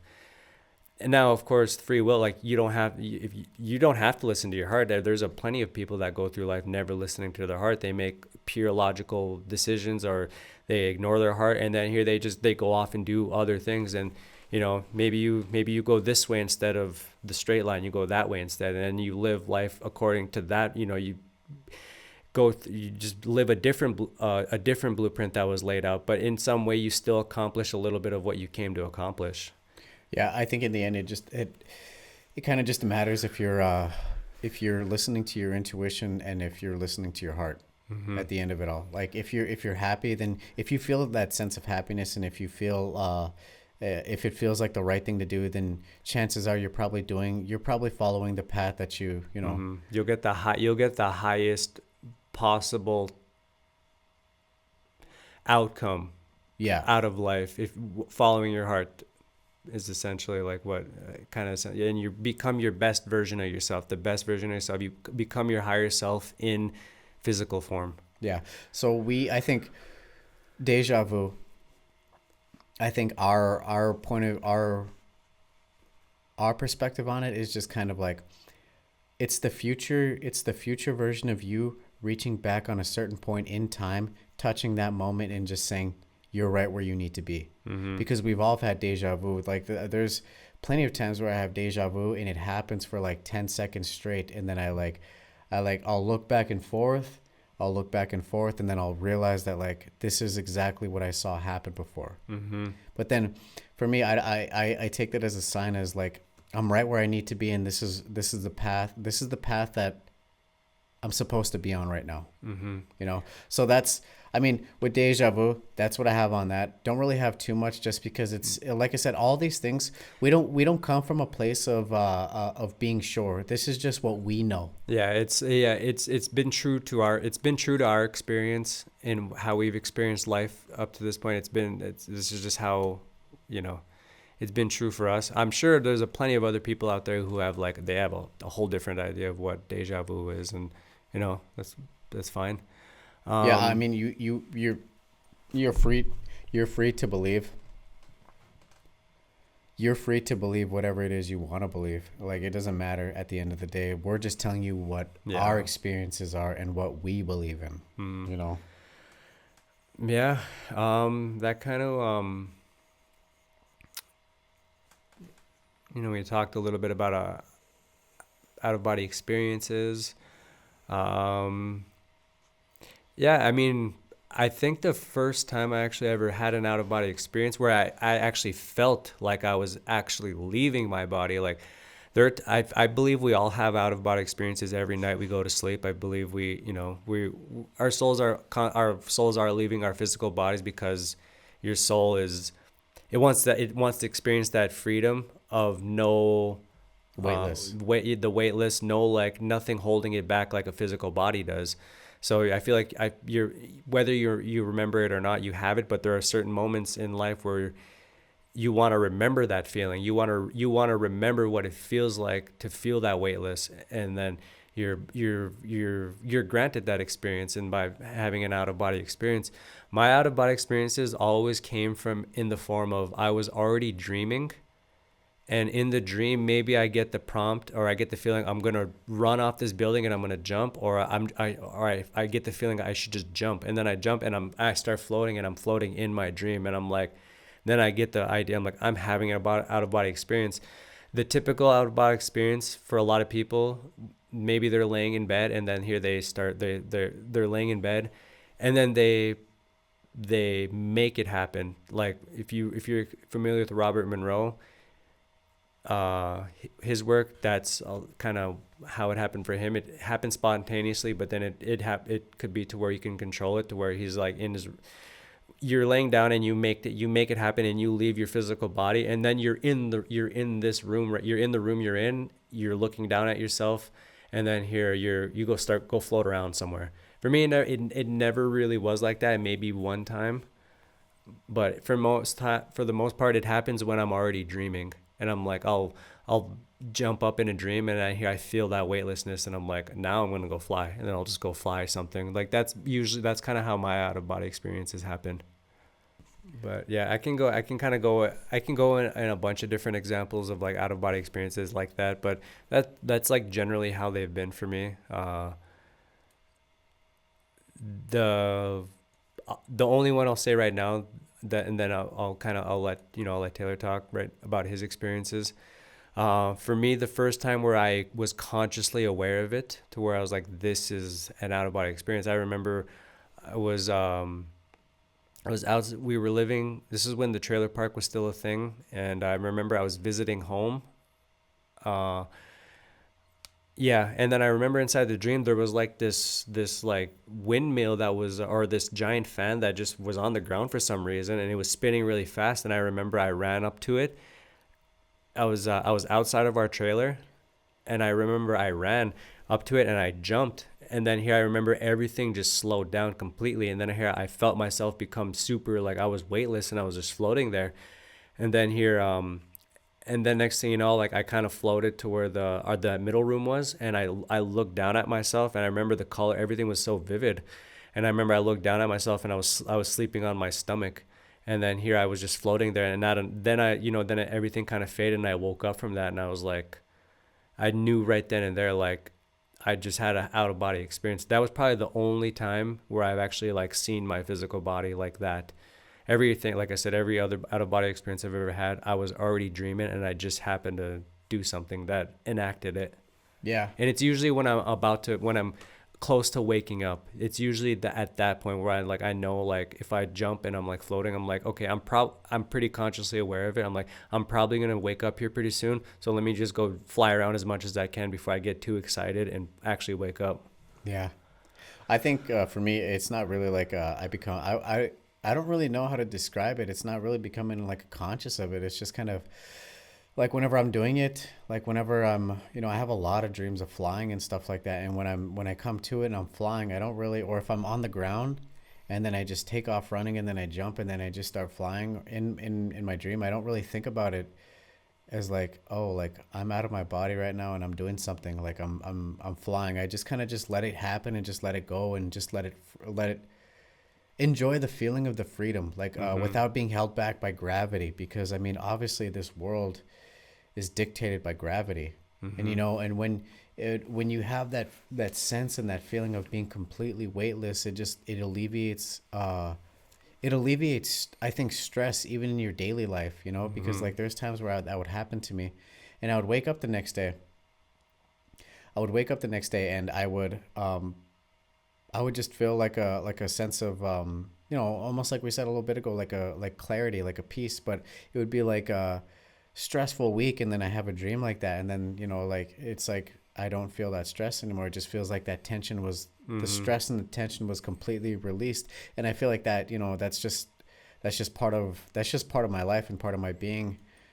And being on this world, I think it helps me. Ultimately, I think it's part of the blueprint. It just helps me cope cope with daily life, because I mean, daily life, I know, I understand and I get it. Daily life for a vast majority of people is not easy. Dealing with life in general is just not, it's not easy at all. It's hard to wake up every day. It's hard to be motivated to go to work unless you really love your job.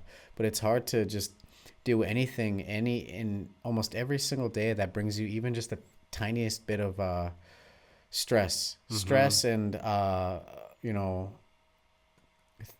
stress and just, how do I say it?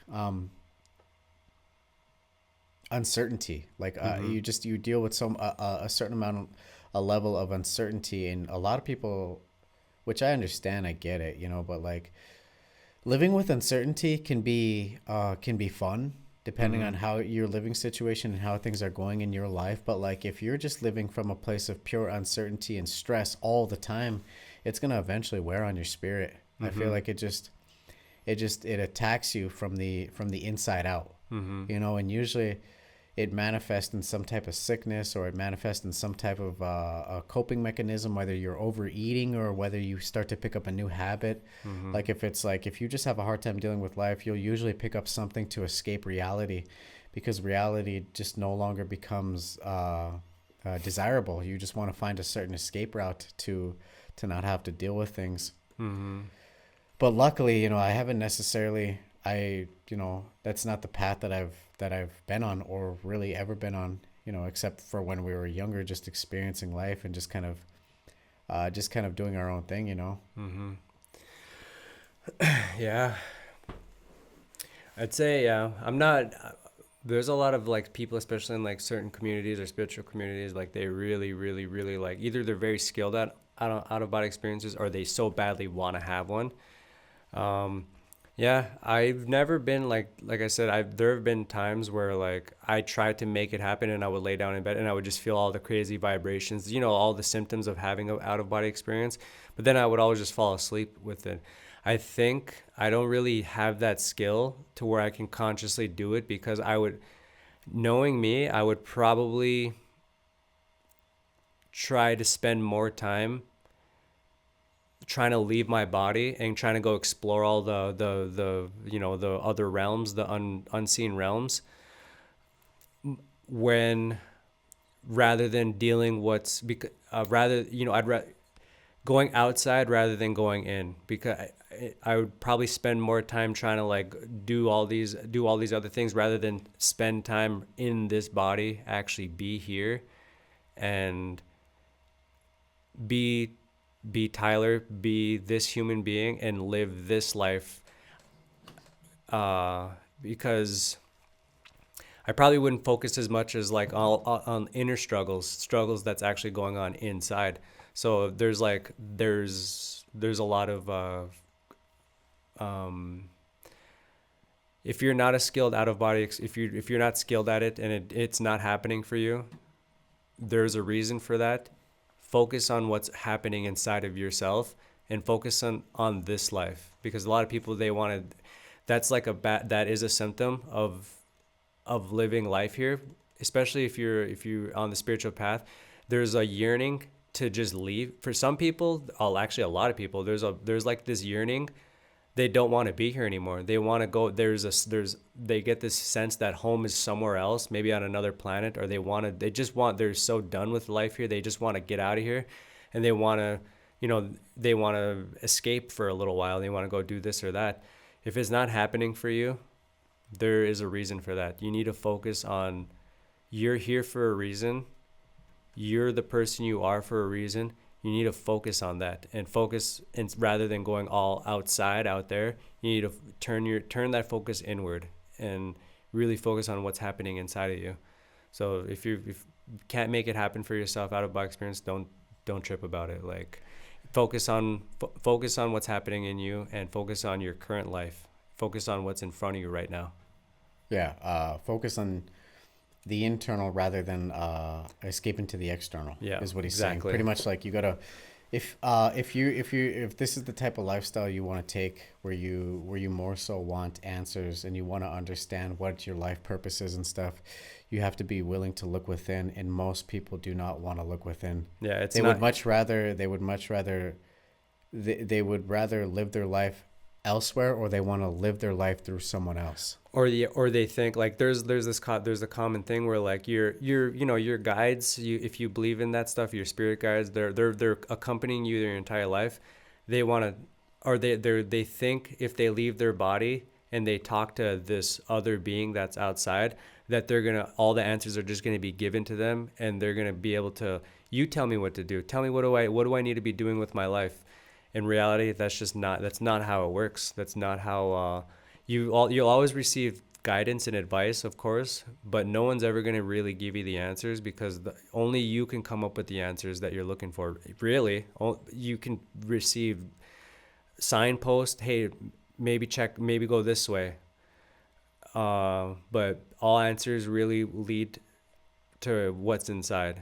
And so most people try to escape to that external world, or they want to escape out of here because they want someone else to tell them how they should be living life or what they should be doing. And in reality, that leads down to a victim mentality. You want someone else to tell you what you should be doing. When in reality, always look within, all the time. That's the first thing you should always be looking for, is this right here, your heart. Look to that, because that's where all your answers are gonna be at. Not laying down and trying to leave your body or whatever, because your guide is most likely going to tell you the same thing. Hey, go inside.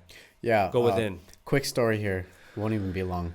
We were on a camping trip some time back, actually quite a while ago. So there were some friends there that were they were experimenting with some psychedelics. And if you know what DMT is, I mean, Yeah. you DMT users, or you people that know what DMT is, that it's the ultimate gateway, one of the ultimate gateway things to have that type of experience for people that are trying to. They can misuse it too. It can definitely open up a realm to just a completely a shattered reality. But one guy, I remember, and the reason why I'm saying this is because it ties into what he said. This guy, he wanted to take it just so he thought in his mind, if I take this, I'm going to talk to the beings from up above, and they're going to give me the answers I want. Mm-hmm. And I remember when he came back, I remember we were all sitting around a fire, and next thing you know, he came back. I didn't even know who this guy was. I just remember meeting him that day. But I remember he came back, and he was like he looked troubled. He was like standing there with his hand by his like chin, really thinking, and he was talking to the other friend that had given him the DMT. And he said, man, he said, I was really hoping I would be able to talk to God today. Mm-hmm. Like he just said, it's not what I was expecting and it's not what I hoped for. He said, I really wanted to talk to God and ask him why he took my daughter. I was just hoping for that conversation. So obviously, like, the man was suffering internally. He was suffering internally. There was a deep yearning and a lot of pain there, you can tell. But he was looking for the answers on the outside. He thought there was this outer source that was going to give him the answer. So he turned to this psychedelic, this drug, to try to give him the answers. And when he came back, he didn't have the answer. He still didn't. So he came back and he was just completely like, well, I just thought I was going to be able to talk to God today, and it didn't happen the way he thought it was going to happen. Yeah, and maybe he's just, he wasn't at that point in his evolutionary process to where he was able to receive even receive the answers anyways, because maybe he wasn't just meant to have those answers at that particular moment. Maybe he still doesn't have those answers to this day. Maybe he does, maybe he doesn't. Maybe he won't have them for a very, very long time. We're not always meant to have all the answers. That because what's more important is the actual journey anyways. The questions that you ask are really what's important. It's never really about the answers. It's the question, because it leads you down a journey. You start walking a particular path because you're asking questions, and you live life according to finding those answers. And you may find little pieces to the answers you're looking for. You might find a version of that, or maybe you might find like a kindergarten version of that answer, and then that answer might evolve over time, and it takes new life, because of course we're always growing. So you can always look at the same thing and gain something new from it, a new perspective, because you're never the same person. You're always gaining new perspectives. But a lot of people take a lot of psychedelics though too, because they think like this is going to solve all their problems. In reality, it opens the doorway. The real work still happens when you leave and you go back to your normal life and you're back to, again, yourself. You still have to deal with all that stuff. Yeah, picking up the shattered pieces of yourself. That's pretty much what you're starting out life. What you're starting out life doing. You're just picking up the pieces, and like you're finding a truth. Like you're finding a piece that has your truth on it, and then you hold that as a truth. And then you'll take that piece and replace it with an updated piece and say, this is my new truth. Mm-hmm. And then they'll get rid of that piece, and then you'll grab another one that's even more updated, and you'll say, now this is my new truth. Mm-hmm. So what we're saying is there's never a definitive truth. There's always going to be a different truth to everything that you do. Like what you believe right now may not what you believe in the future. Mm-hmm. You might believe something, you'll believe in it, but you'll have a broader perspective on things. Because I know when we first started this journey back in 2017, when we were 23 years old, like, I mean, what we thought we knew then compared to what we know now, it's just a whole different, it's just completely different. Yeah. And that same thing is going to be true 10 years from now, 20 years from now. What we know now is going to be nothing compared to what we'll know in the future. Yeah. What we think we know. Yeah. What we think we know. There's what we think we know. And then there's, what you know that you just don't know. I think that's how that saying goes. There's what you think you know, and then there's what you know that you don't know. Something like that. Like there's always what, compared to the vast majority, to just take this room that we're in, if you can look at if you can grab one little particle or an atom out of this vast space right here, take that one little particle, and if you could ever grab that and divide that by 1,000,000, you get an even smaller particle. That is what you think you know. That's what you think you know. It's not what you know. It's what you think you know about life. Now compare that to the rest of this entire space. There's so much more that you've never even thought of, or you've never even imagined, or don't have the capabilities to even comprehend it, to even think about it, or to even wonder what the hell it is. Like that's how big life is. That's how big the Creator is. That's how big God is. Yeah, we're the microcosm of a macrocosm, and that macrocosm is a microcosm of an even bigger. Yeah, and we're the we're macrocosms of another microcosm. Yeah. So it's an ever-ending, expanding journey of what the more of what just life is. Yeah, there's just, I mean, there's no end. I mean, where there's a beginning, there's an end. Where there's an end, there's a beginning, and it's It's continuous. a like a circle that just keeps on going. But in reality, you look at that circle like this, and then you turn it on its side, and in reality, it's a spiral. It just keeps on going like that, and everything is constantly spinning, spiraling, Yeah, and yeah, that kind of leads us into so like the whole spiritual path. There's a lot of so like with the movies and stuff. A lot of the movies, the big time Hollywood movies, and like certain religions. Now, I'm not dogging on religions. Keep in mind, you guys, like we respect religions. We respect every religion. yeah. You know. Every religion within itself has a pure path that it's trying to walk. Everything has its own different. Every religion has a pure path, but like anything, things can become very corrupted due to somebody thinking somebody, you're trying to explain the unexplainable. Yeah, it's basically man's attempt to explain the unexplainable, or because we all want to, like I said, it's we all want the answers in life, and sometimes we might have just attach stories to whenever we come into contact with something that is unexplainable or is a great big mystery. So we were talking about, like I said, every religion has like a certain path, but some of them can become a little bit of misused because man's attempting to explain the unexplainable, and we all have like built-in filters in life, like our brains are big filtering are also filtering mechanisms of how we experience life and perceive life. It's almost like that whispering game, like you whisper something in someone's ear, and then here they take what you just said and whisper it to someone else's ear, and it just keeps on going like that. It's filtered. It keeps on being filtered until the very end. Once it gets to the last person, almost all the time, it's what it started off as it's unrecognizable. It started off as something like a word or a phrase, and then by the time it gets over there, and now it's just mumbo jumbo. It's just you don't even know what the heck it is anymore. So that's kind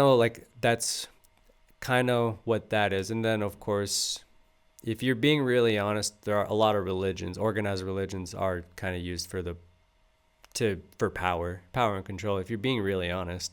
Yeah, it just kind of like And to gain followers and yeah, and a lot of things are like, especially on the spiritual path, not even just spiritual path, like even just a lot of native or indigenous ceremonies and traditions, a lot of things are demonized. yeah, there a lot of the in I don't know exactly which religious text it is, but I know there's some they say that like some of the practices, the indigenous practices are witchcraft. It's like a form of witchcraft, and like there's some practices that are Satanist and stuff like that. Yeah, and everybody who's actually practices ceremony, they know that's not what it is. Anybody who's ever like had that sort of idea in their head that, oh, it's witchcraft, but when that person actually goes out to experience a certain ceremony, or even just something as simple as a sweat lodge, they come out thinking like, that is not anywhere what I was told. That was not anything like what I was taught to believe growing up. That was actually something far different than what I even imagined. It's not even close to what I actually thought was going to happen. And they're 100% of the time happy they actually went through with whatever that experience is. Yeah, because it opens up the gateway to new truths. It's like you took that truth and then you replaced that truth with a new truth. So you just kind of find your perspective is just broadened whenever you experience those types of things. A lot of Hollywood films have played a major role in kind of putting propaganda out into the world. Yeah, especially when it comes to like out of body experiences. Like I don't know what their agenda was when making this movie. Maybe they just wanted to make a cool movie. The first movie, our first and second movie, very good. Like they were very entertaining movies. But like movies like Insidious, like that whole movie is all essentially about having an out of body experience. And look at the nature of how that movie is portrays out of body experiences. They completely turned it to a very dark, scary place. Like they attach all sort of like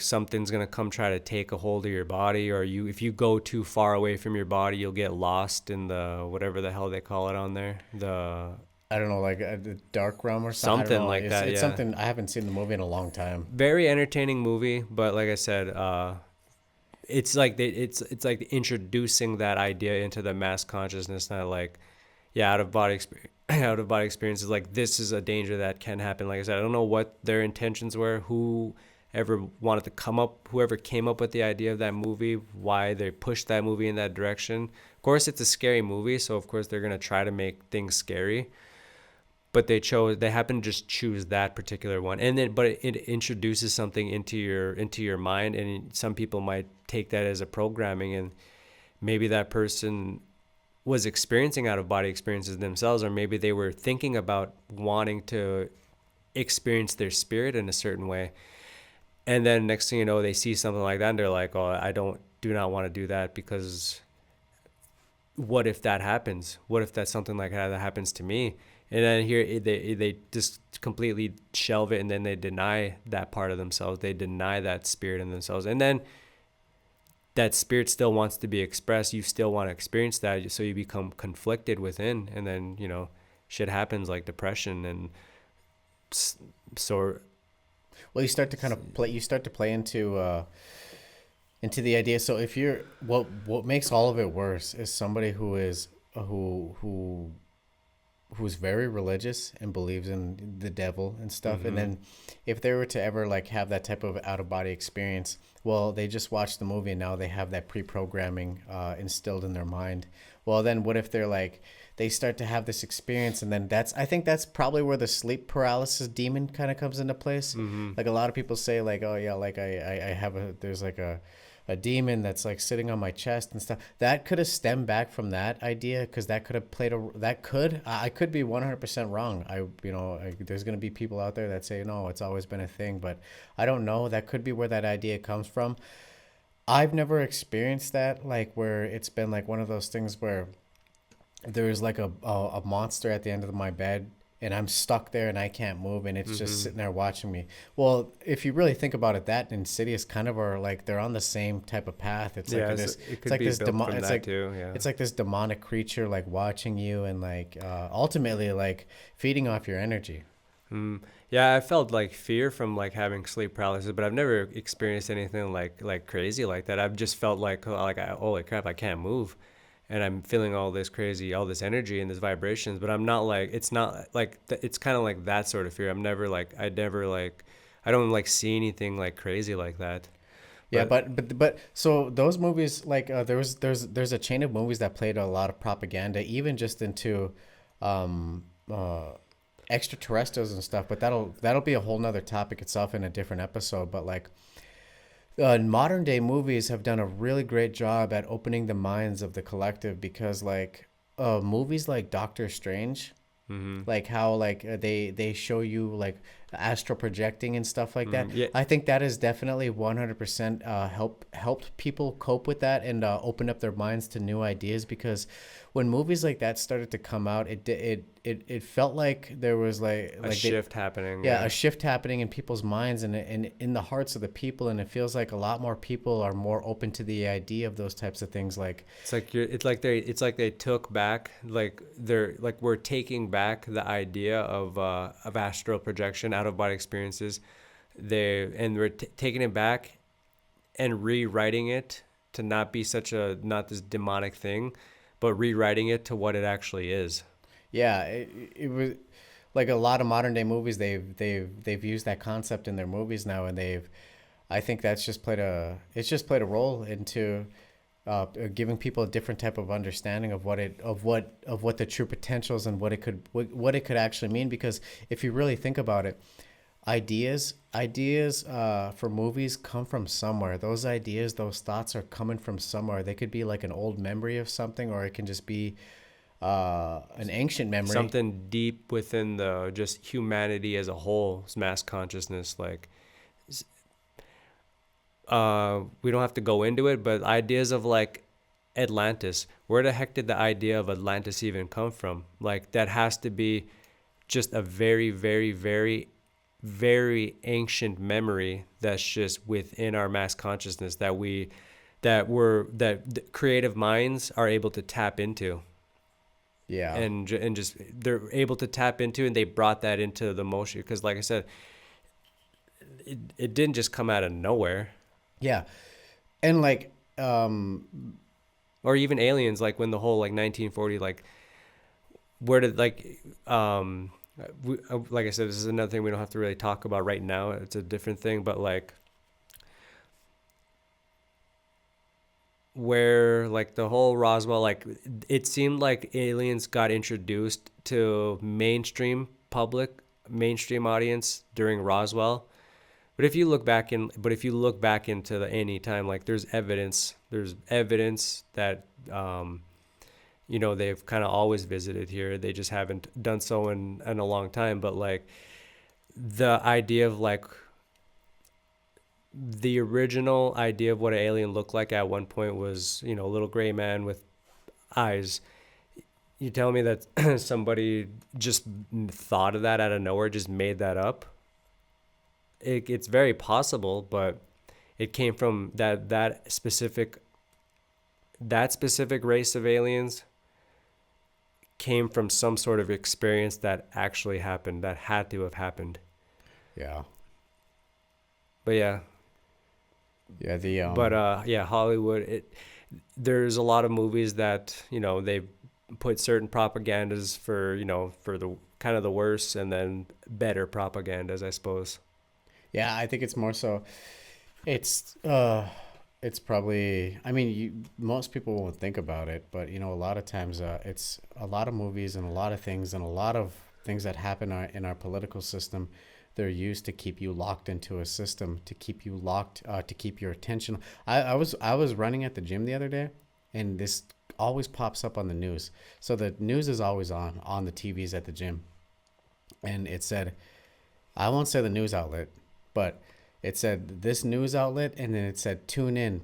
It said something along the lines of always tune in, trust your TV, or trust the media. Like it said that, like it's pre-programming you to lock into that and always trust it. You can't necessarily trust something outside of yourself if you don't know it to be true. If you're not there for something, if you're not there to observe something happening, I'm not saying don't believe like people when they tell you something happened, but what I'm saying is like you cannot always believe something that you're seeing on TV, on movies, or on media. Yeah, little quick example now that I'm thinking about it, like back in 2018, that'd be a quick story. Back in 2018 when I went to Hawaii, and this was around the time the big volcano was actually erupting on the Big Island, I believe it was, and the media made that out to be such like, of course, it is a big deal.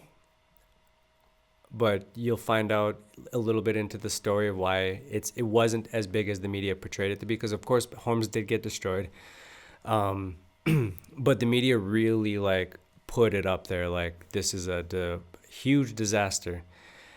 And then I remember I was like, yeah, I'm gonna go to Hawaii, and then a regional supervisor was like, you're gonna go to Hawaii? What about aren't you scared of the volcano or this and that? And I was like, no, we'll see what happens when I get there. And when I got there, it was like people were living life as if nothing was even happening. Of course, they were aware of it, but it was just like, yeah, this is life in Hawaii. This is what it is. And then it turns out like, I've spoke to a lot of locals. They're like, yeah, the people who live at the bottom of volcanoes, they know what the deal is. It's super cheap to live at the bottom of a volcano. There's no house insurance. None of that. Everybody who's living in these areas, they know what they're getting into well before it, but well before they actually move on. So if like a volcano erupts, they're aware that it can erupt at any point and their house is probably going to get destroyed. It potentially get destroyed. So everyone knows what the deal is. No one's living in that type of fear. Like I'm sure everyone has like a backup plan of what to do in case that happens.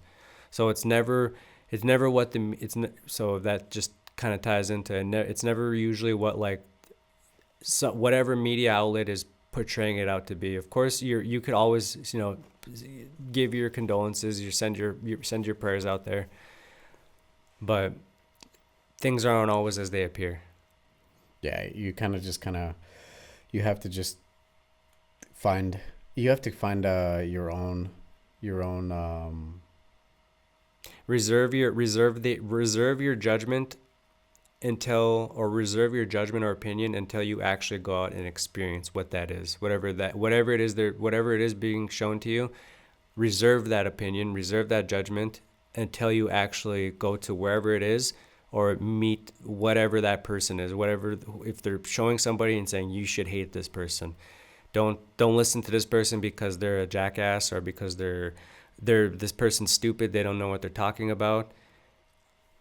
If you're gullible enough, you might just be like, yeah, that person is stupid. The news, I don't know why I hate this person, but the news showed me this little clip of this person saying this.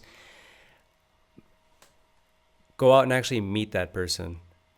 If you really want to know, find out however it's possible to go and talk to this person in person and form your own opinion that way.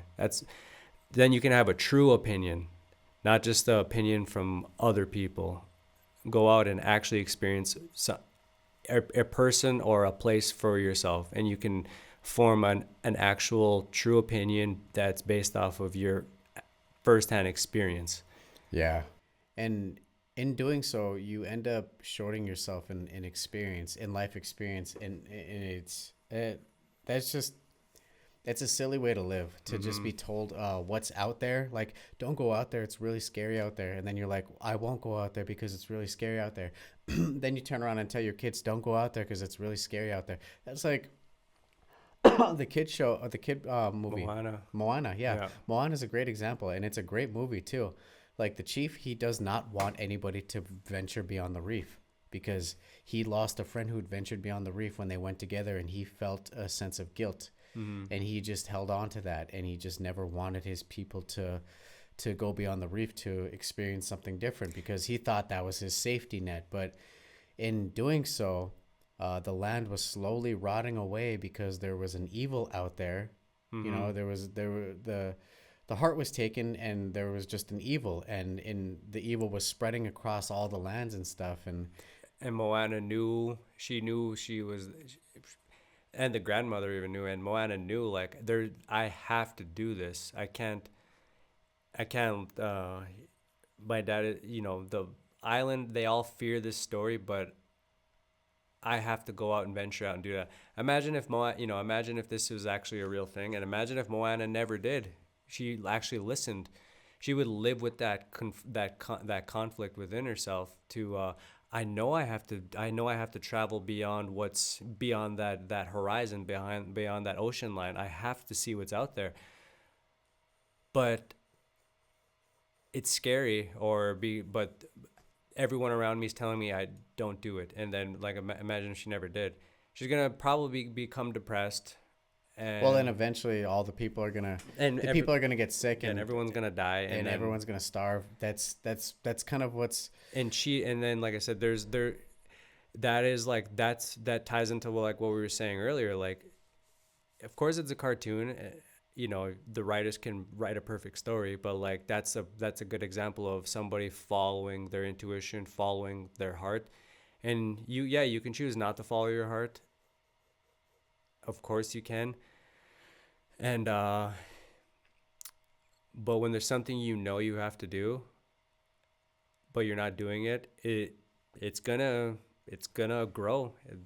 Whatever you decide to choose other than what you actually need to do, you choose this path. Eventually, that feeling of like like that feeling I was feeling, like I said, that boredom that I was feeling and going into these new jobs, it was only going to grow. It was only going to keep growing from there. That depression is only going to grow until you finally do something about it. And then, so yeah, imagine if Moana never did go. She probably would have, yeah. Yeah, Who knows? All sorts of darkness would have happened, but she followed her heart and did what needed to be done, knew what she had to do, and you know the end of the movie. the Hollywood films, they've done a great job at like uplifting the spirits of the people and stuff. So that's great. That's definitely good. But back in the earlier times, They had a different feel to them, yeah, they just had a different feeling to them. different message. Yeah, different message, different feeling, different cinematic experience. Like movies like Interstellar, or have definitely just completely like opened up New ideas. new ideas. Yeah, just new ideas to I guess just new ways of thinking and Well, stuff, every and just kind yeah, of seeing the way man could potentially be live in the future. yeah. Filmmakers like Christopher Nolan definitely advance the human consciousness forward with the ideas and concepts he brings through. Definitely raises the frequencies of the human consciousness for sure. There's nothing wrong with any of these movies, by the way. Well, like We're just kind of stating the obvious that like like I said, Insidious. It was an entertaining movie. I liked it. The part two was really good too. The first and second one were really good. I still enjoyed them as movies. Yeah, Independence Day, propaganda about aliens, still an entertaining movie. yeah, You, you're just meant to partake in it. That's hmm pretty much the whole gist of it. You're always going to be a part of this world, a part of this creation. You're not just here by some random coincidence. It's not here. You're not just here by at random. You're not. Nothing just happens. If you're a firm believer at randomness and that there's no point to living, I think that more so that kind of just opens up the doorway to you just kind of not wanting to take responsibility for certain actions. If hmm you're a person that kind of just says, well, you know what, like I don't believe in that stuff. I just think that like everything just it just is what it is, and there's no point to it. Point to it all, and it's just life randomly happens. Everything that happens has just been random occurrences that have been going on, and yeah, I see where you're going with that. yeah. You can get that just kind of you can just kind of. It's just one of those ways for you to just not take responsibility for certain things, or for other people to take responsibility for their actions. You know. Yeah, because they could fall back on saying like, "Oh, that was just a random occurrence that happened. It has nothing to do with me, or it has nothing to do with any of us, so we should blame that."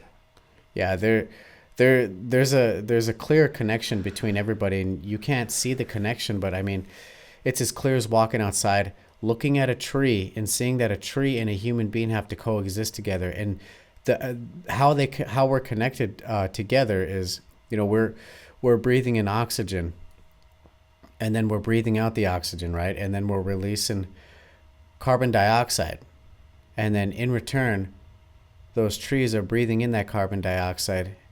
And releasing the oxygen. Yeah, and releasing the oxygen. And if you go outside, I'm telling you guys right now, look at an X-ray of a lung, right? So look at all the veins and look at the layout of a lung on an X-ray, and then go outside and look at a tree, and you tell me that they don't look alike. Like a lung is literally a tree upside down. Look at that. If you're able to look deep inside your eyeball, it might resemble something that's out in space. Or if you're able to look at your brain frequencies, it'll mirror something out in space. Or like if you look at your veins, it'll mirror like a lightning strike or something like that. Yeah, so It's like the microcosm, macrocosms. yeah, so it's just like there's this energy in the air that we're all connected to, and we all breathe the energy And in. life is constantly mirroring itself back at each other. Like we just said, your lungs and the trees, we mirror each other's back at each other. And what are your lungs? Just like he was talking about, like your lungs, you're breathing. That's what your lungs are for. And what does the tree happen to look like? A lung. And there's that connection between our lungs and that tree that looks like a lung is the oxygen and carbon dioxide that we both share. That cycle. Yeah, and that goes with anything. The rainforest and stuff like you obviously, it's not it's not. You should know by now that we need nature to exist. Nature doesn't need us. At the end of the day, nature will thrive. The world would thrive and prosper without human beings. That's one of the things that we want to touch down on too, especially creation could thrive without us if it wanted to. Mm-hmm. It will live and it will exist. If everyone and every single person on the planet abandoned or just disappeared off the face of the earth right now, nature would take over and the animals would eventually within a day or two they would start to just take over on the towns, and they would eventually just become part of the cities and in the towns and stuff. Mm-hmm. They would just take over. Nature would take over. Buildings would fall. Grass would grow. Trees would grow. Everything would just start to take course. I know there's a lot of times where you're feeling like you're alone, where you feel like you're not an individual on this path alone. You're an individuation of the all experiencing itself Mm-hmm. from the opposite side. So what I'm saying is you're a part of the lake. You're a droplet of the lake, but you're experiencing what it's like to be outside the lake. You take that experience and then you bring it back to the lake and you share that experience with creation. I can share information that I'm learning with Tyler. Mm-hmm. He can share information that he's learning no matter what. It's a cycle that continues on forever. Scientists, they share information with each other. Politicians, they share information with each other. Mm-hmm. Everybody's constantly sharing information with each other. Everyone's living their lives. They're living the dream of life. They're living that dream. Whatever their dream is, they're living a dream. Yeah, and they're setting the example too. Mm-hmm. If you really think about it, we are the dreams of the Creator.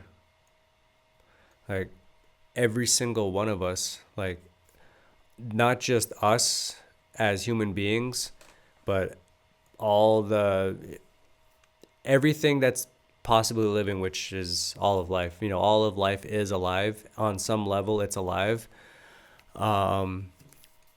Every single level of life that you can possibly think of, down to the most smallest, even further than that, to the largest of life, which is ever growing, to what every possible point you can ever think of, the levels that you don't even know exist, the levels that you can't even comprehend whatsoever. All of it is basically just we're all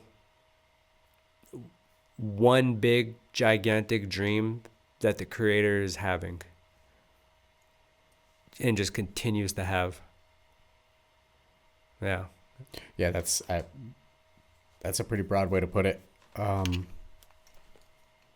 I don't think most people are. I mean, so when you say the Creator, for you viewers that don't necessarily understand what we're talking about when we say the Creator, we're referring to the universe, God, Allah, the one. Whatever you want to think. The God, whatever your God is, that's what he's referring to, the Creator. So when we the say universe, multiverse, the infinite, however you want to look at it. Yeah, and whatever your God is, that's what we're referring to. all that is. Yeah, all that is by definition God. All that is, you know. That's what he's referring to when he says the Creator. And we're all a part of that. We're all a part of that Creator, and we're all dancing thoughts within the mind of the Creator. We have imaginations where we think of, we create little characters in our head, and we have those characters have conversations, and sometimes we control those conversations. We direct those conversations. Sometimes those conversations kind of take a life of their own. That's like a microcosm to the macrocosm of same thing, the broader picture. There we're thoughts in the mind of the Creator. Yep. And in one big dream. And we're creators. Yeah. At the end of the day, we're creators. All of us. Hence 818 creators. Yeah, that's essentially where the idea comes from, you know. Everyone's a creator, you know. Everyone is essentially everyone's busy creating their lives. Yeah, everyone is creating their own lives. So at the end, if you ever think that you're not a God in your own way, just remember that if you exist, your parents created you, and that right there is a godly act itself. Ye are gods I think that's how it's said. Ye are gods, because we have the ability to literally create life and bring things into existence and bring things into life. It comes from somewhere. Yeah. Well, I don't really have too much to add to that. I don't know if you have anything to add. No. All right, guys. Well, if you stuck around and watched, we appreciate it. It would help us if you'd like, subscribe, tune in. We'll have some more episodes coming here very fast, very quick to come. This one, obviously, this episode is we just wanted to give a quick, brief rundown of some of our travels. We wanted to talk about some of the spiritual, the metaphysical aspects of life, and some of the out of body experiences that we've experienced. Yeah, we kind of just want to talk. Now we're kind of going into the direction that we really want to go into now. Now that we've kind of laid some of the foundation of like introducing ourselves, and then kind of giving a little bit of our backstory, like our physical backstory of our life growing up. Now we're going in we just want to go into these directions now, and talk about these sorts of things. And yeah, just like you said, subscribe to our channel. Be sure to like our video. You can leave us a comment. You can turn on your notifications so that way you can be notified whenever we drop something. Follow our Facebook page, Instagram page. Send us questions. Yeah, If there's a certain thing you want us to mention or talk about, let us know, and we'll do our best to give our 2 cents on it. We're just too young. We're essentially 2 young men that can offer perspective and what our take on certain things are, because we've lived through the ringer. Or maybe you have had similar experiences too, and we don't necessarily have to talk. We won't have to talk about it, but maybe you can send us. Maybe you want to share something of yourself. Maybe you have had similar experiences. Maybe you've had your own out of body experience, or maybe you've had these experiences with visions or deja vu, anything, and you just want someone to share that with. You can, like I said, comment, or you can email us. Both of our emails will be in the description, or you can shoot us a message on social media. Yeah, you're not alone. Yep. And yeah. Yeah. Well, thanks for watching, guys. We appreciate it. Yeah. Thank you very much. Thank you. Aho.